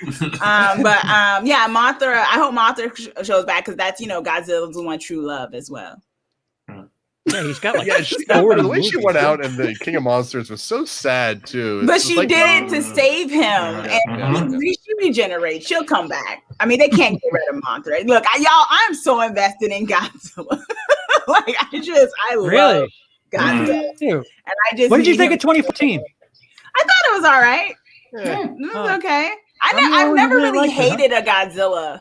I really liked 2014. Yeah, I've never really hated a Godzilla film. So yeah, I don't even hate the mid-90s one like some people do, man. It's got a killer soundtrack and some entertaining moments. Sure. It was kind of biting off some Jurassic Park with the little baby Godzillas, and I didn't like the design too much, but it has some fun moments to it. So I just don't think of that movie as a Godzilla movie. I just think of that. That was the one with Matthew Broderick, right? That one, right? I didn't like the design. I didn't like the design of Godzilla. Jaw, just like it was weird. I didn't like the design of Godzilla. So, but I really loved the one that came out previously. That was epic. That one. Well, Shin Godzilla might be the derpiest. I don't know if you guys have seen Shin. He's derpy as fuck in the beginning. Like literally, he's derpy as fuck. Now, was that where Toho went to somebody in a suit again, and they just kind of jazzed it up with some additional CGI at times? No. I'm trying to remember. It's from 2016, like 15 or 16, yeah. And it slowly over time it becomes the Godzilla we know. But like at first, it's like this fucking derpy slug with eyes that are like all looking different directions. He's like, what the fuck is this? That's not Godzilla. Stop this shit. But over the course of time, he's like, I don't know. I think he's feeding on a nuclear reactor that's it's always nuclear. It's always nuclear, whatever the fuck it is. Oh yeah, with him. And they're trying to figure shit out. I forget what the hell. I shouldn't have brought it up. Bad job. My memory sucks. My apologies. Yeah. So Luke says Shin Godzilla was good. Thank you. Well, I would have seen it just because the guy who directed a bunch of anime that I like, and so then he goes from that to like that's just the perfect transition right there. I might still have the digital copy, Lindsey, if you want. I had to double check, but if not, I think my uncle might be able to help you out. I love Man from Uncle. Pete says he's full CG. I wish there was more Godzilla in Shin, but the movie's very good. Yeah, I agree, Pete. I thought some of it was like towards the end. I thought some of it was a dude. I guess not. Yeah, not even dude in a suit, just a really big dude just going rah. I even tried to sit through those ones because Netflix had a few of not cartoon movies, but what do you call it? What's the exact name when it's not really a cartoon? Oh, the anime one. Oh, I know what you're talking about. Yeah. I even tried to sit there. I couldn't get through them too much because they were just really focusing on the humans a bit more than I care for. And I know for some reason, some Rotten Tomato viewers negative about the recent Godzilla ones because there was not enough focus on the humans. And I'm like, this isn't about them. This is about the monsters. So I don't know.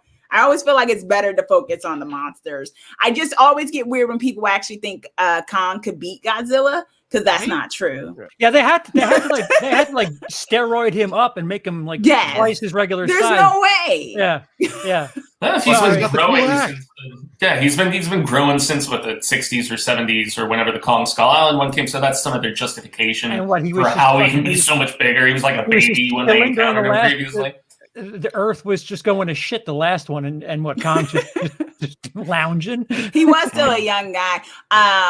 In a previous movie where they had it, I think Kong did beat him, but he beat him with a weapon, and I think that's what they're playing on in this one too. So I don't know.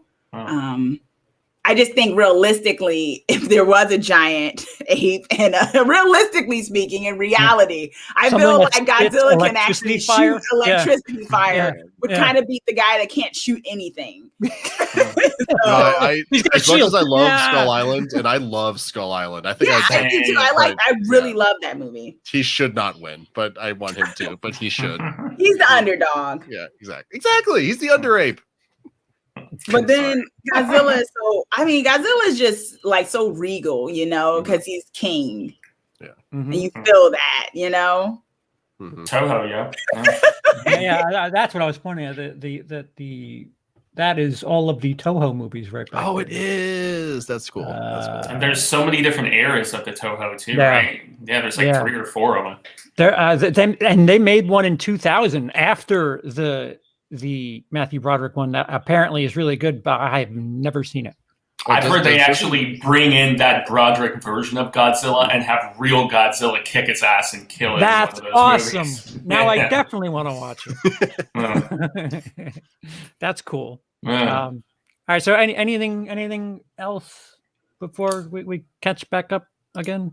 We were going to talk how great Saint Maud was. Oh yeah. Go ahead. Saint Maud, which is out as of tomorrow. No, the 26th. It's on. It's been on Epics, for like What am I thinking of? Cherry is Cherry the 26th. There's a lot of stuff coming out on the 26th. If I bring up my list real quick, I mean, the only thing that we do have a theatrical release on the 26th. We have the Tom and Jerry movie, but it's also going to be on HBO Max. So who's going to take their kids and go out to that? Nobody's going to give a crap. So nothing else of note. I stock in AMC.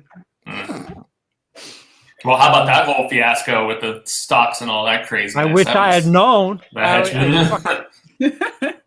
Damn it! Oh wow! And the GameStop stuff. Yeah. Oh yeah, GameStop. Yeah, I could have put $10 and made it into $400. Like, where do I? I'm right there with you. I'm so frustrated. Let me know next time. I'll do it. By the way, we have a synopsis for the upcoming Monopoly movie, and it sounds silly. There's a Monopoly movie coming out? Apparently. A trio of kids from Baltic Avenue, the cheapest thing on the board, discover that Charles Darrow, the inventor of Monopoly, hid a coded secret in the game that we've all been playing for generations, setting them off on an adventure through the streets of Atlantic City, racing through the forgotten underground railroads, the boardwalk, and more as they're pursued by a near bankrupt casino owner also competing. What is this movie? Doesn't sound anything like Jumanji at all. Like, no, right? That's what I was just thinking. I'm like, is this Jumanji? It's gonna be Jenga next. If they're making a Tetris movie and a Simon movie and all this other shit, I mean, I guess any childhood game of mine is fair game. Clue is one of my favorite comedies of all time. Oh, Clue was good though. Yeah. So I'll hold out the skepticism that I'm feeling, but Clue was an adult thing, wasn't it? This sounds like a Goonies kid type of stuff. I can't speak ill of Clue. I'm sorry. The fucking sharp movie. Also, had what's his name? Oh my god, I was just about to say. It had Christopher Lloyd. It had some of the guys from Spinal Tap. God, I'm trying to remember if it was Christopher Guest or if it was. No, it was Martin McKean. Michael McKean, maybe. Michael McKean. Yeah, the blonde, and of course the butler. Oh God, you're all getting my. Yeah, that's the guy's name I forgot, and I feel so bad. Like from Rocky Horror Picture Show. Tim Curry. Tim Curry, he was the butler. Yeah. I was about to revoke my own movie card because I couldn't remember Tim Curry. Someone said there's going to be a Uno movie. If there was, I feel like everyone would just shoot each other because Uno gets so serious. Like Uno is just such a tense game. You don't play Uno lightly. And like kids aren't even safe in Uno. Like I will +4 you. I don't care, Sydney. I've got a cousin I will not speak to because they +1 out. And someone says, I was just going to say, Hungry Boy says, look forward to Pet Rock the movie in 2022. Oh my gosh. Yeah, and then they make a Chia Pet movie, and it just goes off the rails even more so. Yeah. I can see a good horror movie based off Chia Pets. I just thought that too. Oh yeah. Well, you guys should copyright. Well, y'all don't own Chia Pets, but maybe like a playoff of Chia Pets. Well, we'll do a fan film. Yeah, if they can do that Willy's Wonderland, that fucking Willy's Wonderland with Nick Cage that I just watched, which was pretty much like Five Nights at Freddy's. I guess you can do an idea that's close enough and. Right, I saw that. I was like, "Oh, okay. Isn't this Five Nights at and isn't Five Nights at Freddy's supposed to have a movie?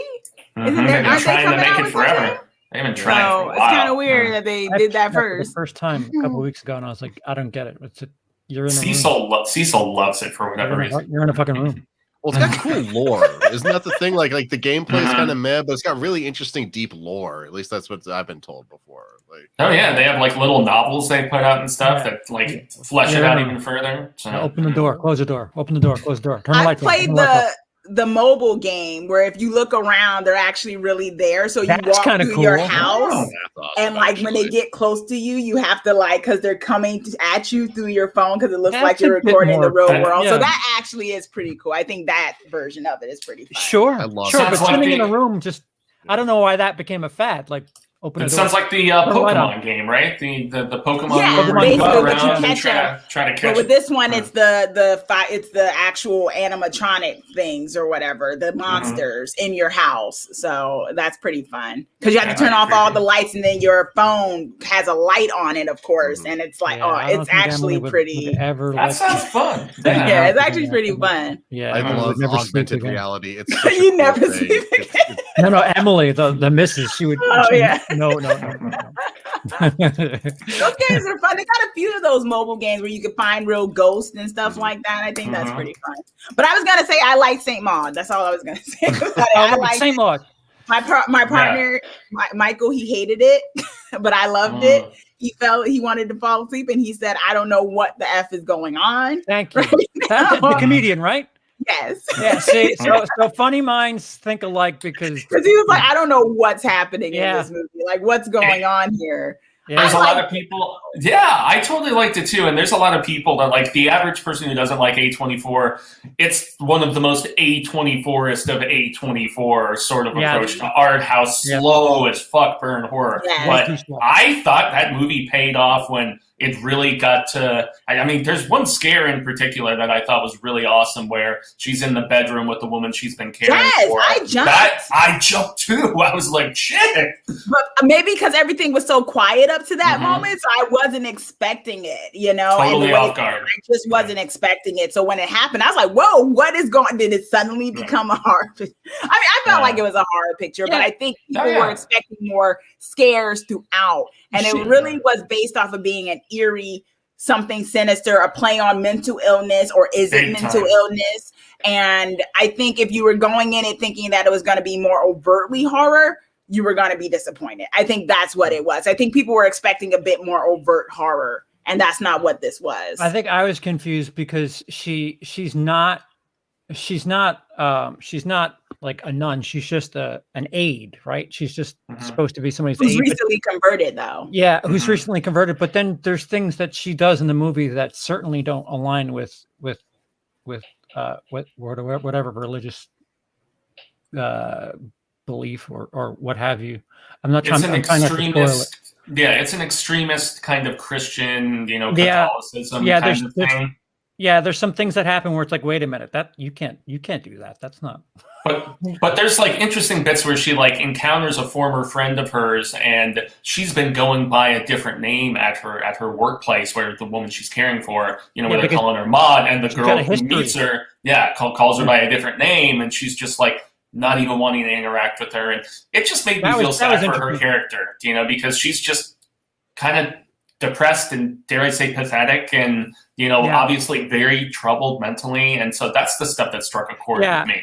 There's a scene where she tells somebody to not stick around anymore, and I thought it was going to go in a different direction from there, and I guess my brain where I thought it was going, and the movie said no, we're going this way, and I was like, oh well.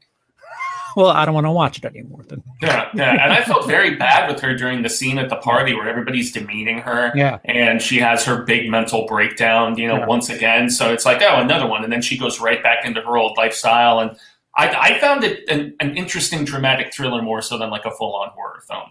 So. But I think her going back into her old lifestyle just speaks to, like you were saying, the extreme version of what people tend to do in certain religions, where it's like you could go out and kill somebody, but as long as you right after do a confessional, or if you suddenly, get baptized again, all of that gets washed away, because it's not, in some interpretations of certain religions, it's not necessarily about deeds, but about claiming devotion to the one true God and asking for forgiveness for it. So I think that was more, I think those scenes when she did kind of fall from grace or went back was kind of that extreme. She did all of that. That shit was nuts. That whole night. It was unsettling.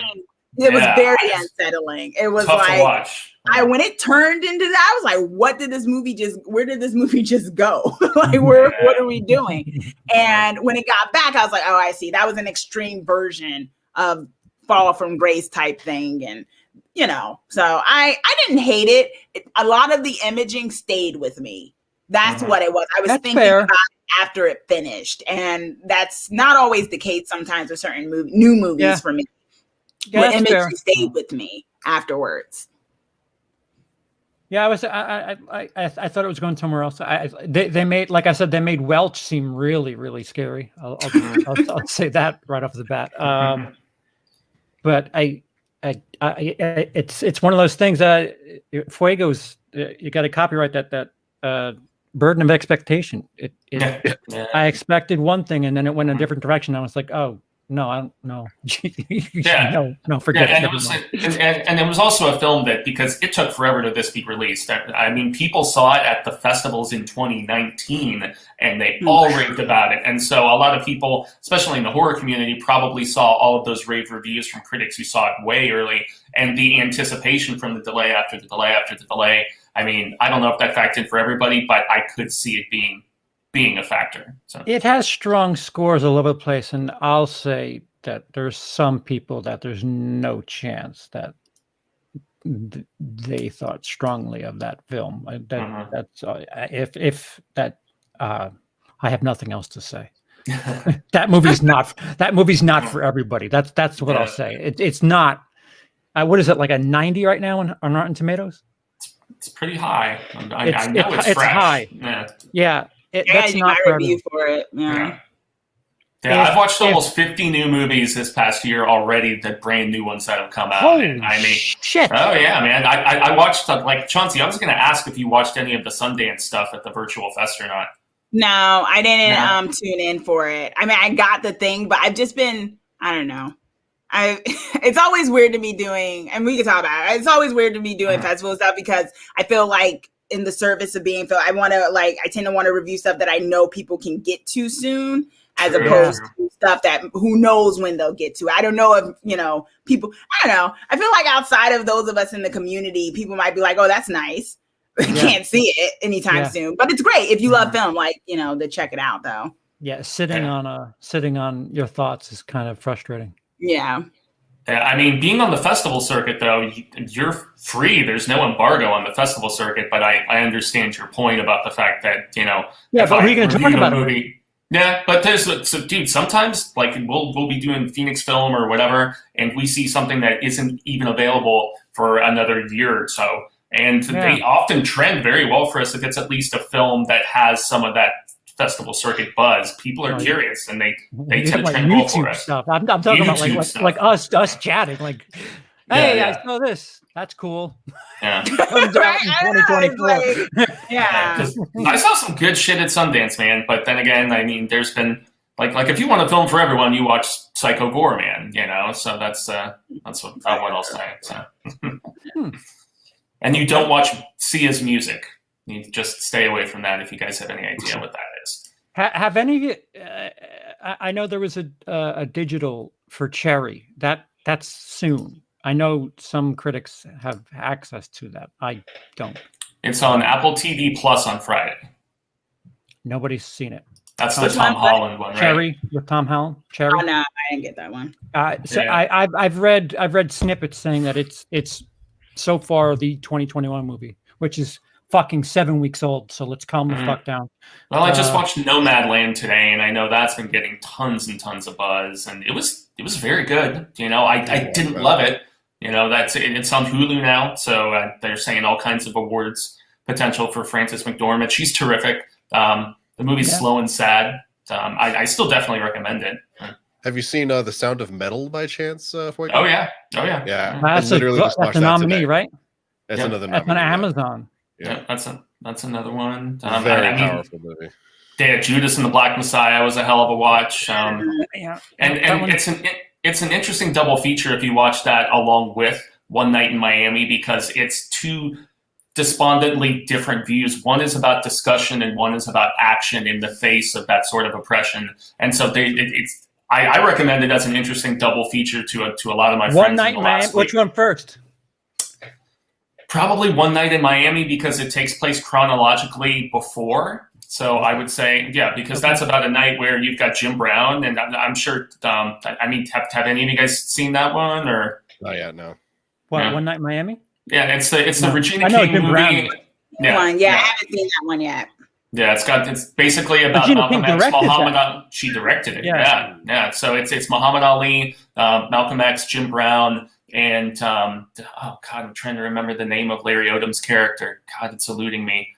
But in any event, it's four very prominent black men at the time, all discussing their relations within society and all of the different facets of what they do, whether it's protest and things of that nature, whether it's being in the sports world, the music world, whatever it may be. It's really just dialogue driven and fascinating in that regard. Whereas Judas is pretty hardcore, man, in the stuff that it goes for, and both being based on Panthers, isn't it?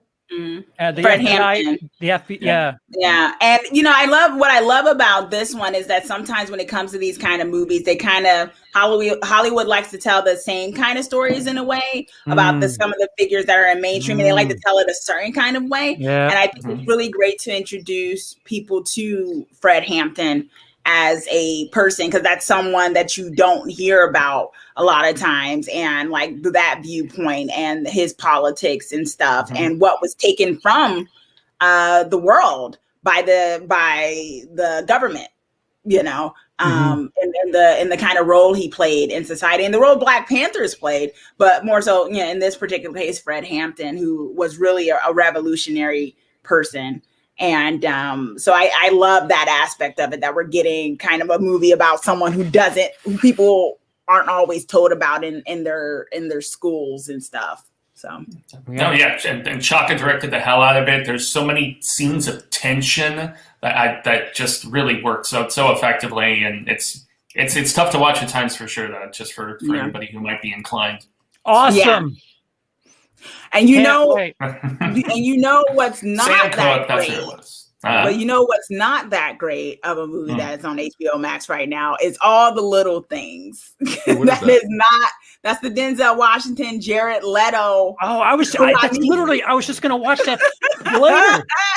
I liked it. I honestly Somebody liked said it. It's like a bad 7. That's what they told me. It was like a really shitty 7. Everybody's been really shitting on that movie. If you were expecting 7, because the way this was marketed, you will be disappointed. Okay. And even if you weren't expecting 7, I think now one of the things about this is that I didn't realize, and maybe that was my bad not reading what Warner Brothers sent me as a packet when I went to watch it. But I didn't realize this was set in the 90s. I didn't get any aesthetic from that, except that I realized they had used the payphone.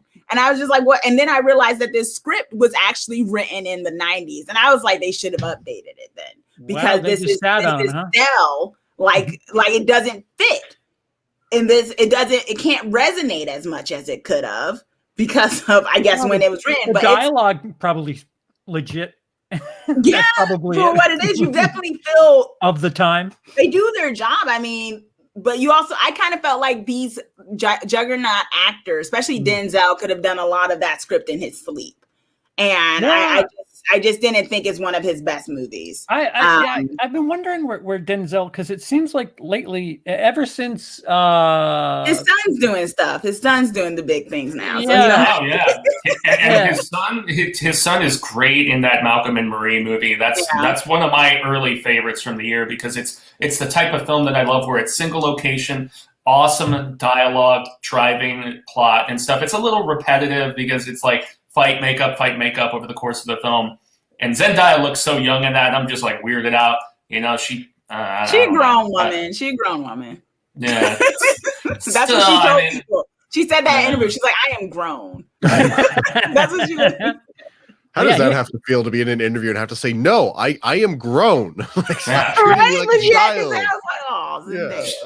Yeah, she looks like she's 16, but she's actually 24. So, sorry. Oh my God, it's ancient. Yeah. But no, I'd be curious to see what others think of all the little. It wasn't for me. It's literally, I literally was gonna watch it tonight. So you should, but it wasn't for me. It depends on the kind of cop movies you like and stuff, and detective mystery things. And I wasn't feeling it. Well, you were expecting 7, and I did. No, because afterwards I kept hearing people say it was a slow burn. So I was like, okay, so this isn't necessarily like 7. It's a very slow burn. But I felt like it was one of those slow burns that never caught fire. If something's a slow burn, eventually there's a spark. And I never felt like there was a spark with this. Yeah. It just kept simmering. Yeah, I saw everybody hate on this one. And I think maybe because everybody was hating it, I went in with such lowered expectations that I didn't love it or anything, but I actually thought Rami Malek and Denzel's just, I don't know. I thought that they bounced off each other well, even though it's a trope we see countless times. And, once we finally get Jared Leto, which doesn't happen until way later in the movie, he was adequately creepy. It was pretty by the numbers, though, and didn't really do anything that shocked me. It's more along the pace of Zodiac, as far as that very slow burn with your investigation, as opposed to... That's nowhere near as good as Zodiac, which I have on my shelf. 2 Fincher movies, and they're both quite good. So what are we arguing about here? Yeah, it was straight up 3 stars for me. And I've seen some people really taking it to town, but I think it was probably because they were expecting so much more with that trio of actors involved. So I didn't think it was horrible. I just, considering the way it was kind of built up, I was like, this could have been better, and the script just wasn't great. Yeah. All right, maybe I'll pivot and watch some WandaVision instead. You should watch WandaVision. I would be interested to hear what you think about WandaVision. Are you watching it? Fuego? Did we talk about I watched the first 2 episodes and I was like, this you is gotta make it to the third one. I'm going to wait until the entire thing is ready. And Cecil has talked so much shit to me. He's like, you are not watching WandaVision. I was like, well, I was rewatching The Stand a lot and doing things like that. Yeah, first you've seen 50 movies this year. What the hell? Almost. That's impressive. Yeah. That's impressive. I didn't even know there was 50 movies this year. Well, I mean, like 12 of them were Sundance stuff, but I mean, I've seen everything from that weird Shadow in the Cloud with Chloe Grace Moretz to that earwig and bizarre as fuck, that movie. Yeah, Earwig and the Witch, the animated one from the same guy, Miyazaki. It was his first full-on 3D film, and Supernova with Stanley Tucci and Colin Firth, which was heartbreaking and wonderful. So yeah, that's the thing. I do still tend to veer to film as opposed to watching TV most of the time. So that's why I have a list like this. Yeah. Ditto. Interesting. The only difference, like I have Fargo season 4 that is done. Like I did the same thing. I wanted it to binge it because those Fargo each season's been really incredible. And I just haven't been able to get around to it because I want to just push right through it. And the only thing that I watched at the pace that they were pumping it out was Mandalorian because I'm a dweeb. That's it. Ditto. But yeah, what else do you guys have coming up on your channels for the week? And we'll catch back up soon. No promises. Lindsey, I've got a couple of different videos in the works. None of them are really close to being done, so I don't really want to talk about it too much because that stuff doesn't happen sometimes. But I've got a huge backlog of channel of stuff you can go and watch. The most recent thing I did back in December was I cut a trailer for Justice League to look like it was cut by Zack Snyder for Avengers. That was a lot of fun. Go have a giggle. I hope everyone's good and enjoying 2021 though so far. Thanks for watching us tonight. Badow! Fuego.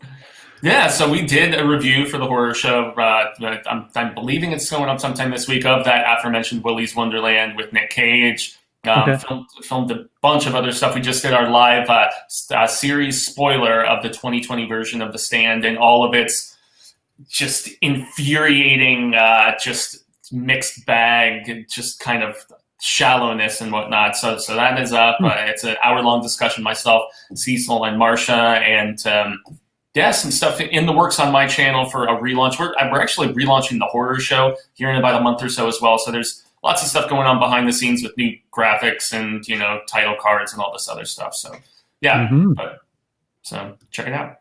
Chauncey. The most active YouTuber currently. I got some. Well, in terms of some stuff I've already put out, I did a review of people like adult animation. Devil May Care, it's part of the new block of sci-fi trying to kind of do their own version of Adult Swim. This one is by Douglas Goldstein, and it has the great voice of Alan Tudyk, who is in it playing the devil. The devil trying to kind of rebrand hell, and he brings in a social media manager who has recently died, and it's very funny. And I have a review up of that. Douglas Goldstein is the one who was one of the head writers of Robot Chicken, if people remember that. And also I did a few trailer reactions to Mortal Kombat, Cruella, the Snyder Cut. And then for speaking of The Stand, I did a weekly live stream of all of each of those episodes with my boyfriend Michael. We also had a lot of frustration and things with it. So if you're currently watching that, you might want to check out each of those episodes as in the replay. And I got some upcoming movie reviews. I'm reviewing the Netflix docuseries Ripper, the new true crime Vanishing at the Cecil Hotel. That'll be coming out this week. Just looking at my calendar. Saint Maud, and then there's a indie movie coming out that's come out earlier in the month called Satar, that I'll also be reviewing. And then there's upcoming releases of Shudder that's coming up, because Shudder will be releasing a new movie every week of March, and I'll be doing a review of those upcoming movies as well. Nice. Wow. That's quite busy. And sometime this week I haven't figured out what I have to sleep to prepare for it, but a very special thank you to Pete. I'll be doing another marathon telethon, the entire Nightmare on Elm Street series, start to finish. If I can get through it, I can get through it. But we're gonna try it. We're gonna try Including it. the reboot. Yeah, that's I gotta end on a shit note. That's like that's my finish line. There is that movie. That's your prize. Yay! You made it. Now here you go. Enjoy. But I don't. It'll be sometime within the next 3 or 4 days. I don't know if it'll be as late as Friday, because I looked at the runtime. It's around 16 hours total. So, because it's nine movies, I believe. Yeah, right? Including the reboot and Freddy vs. Jason. So. Yeah. Wait. We do yeah. Freddy vs. Jason too. Yeah, Freddy vs. Jason right before the reboot. So I have fun, and then I take a nosedive. Wait, yeah, it is 9. It is 9, because 7 was New Nightmare, then Freddy vs. Jason was technically 8, and New Nightmare is 9. Yeah, so it's. I'll probably take some sort of break in the middle, right after 4, and prepare for a really rough ride, because the second half of that series is really noteworthy, I guess, is a polite word. I'll say. Other than that, camera's still broke, so not doing anything other than live streams. Yeah. Well, if you want a paperweight, I can send you. It looks really nice. Canon. Fancy. All right. So we don't have plans. But I know me personally. There's a thing coming up relatively soon. So I don't know if this upcoming week we'll be back together or it'll be 2 weeks or what. But just play it by ear. We'll let you know socially. We'll be around. Because there's still no box office to discuss. Yeah. There was even that new THR report about studios aren't even sharing their numbers in a lot of cases right now. So yeah, it's crazy. Yeah, this show is kind of we're just a shoot the shit show, and we're talking about the industry. Yeah. People who are casino heirs and the stuff that matters, man. Yeah, we're digging deep. All right, so thank you to everybody in the chat who joined. Thank you to everybody with the super chats. We'll be back. We'll be back soon. Maybe not next week, but hopefully no more politics. Please say goodnight, guys. Bye. No politics.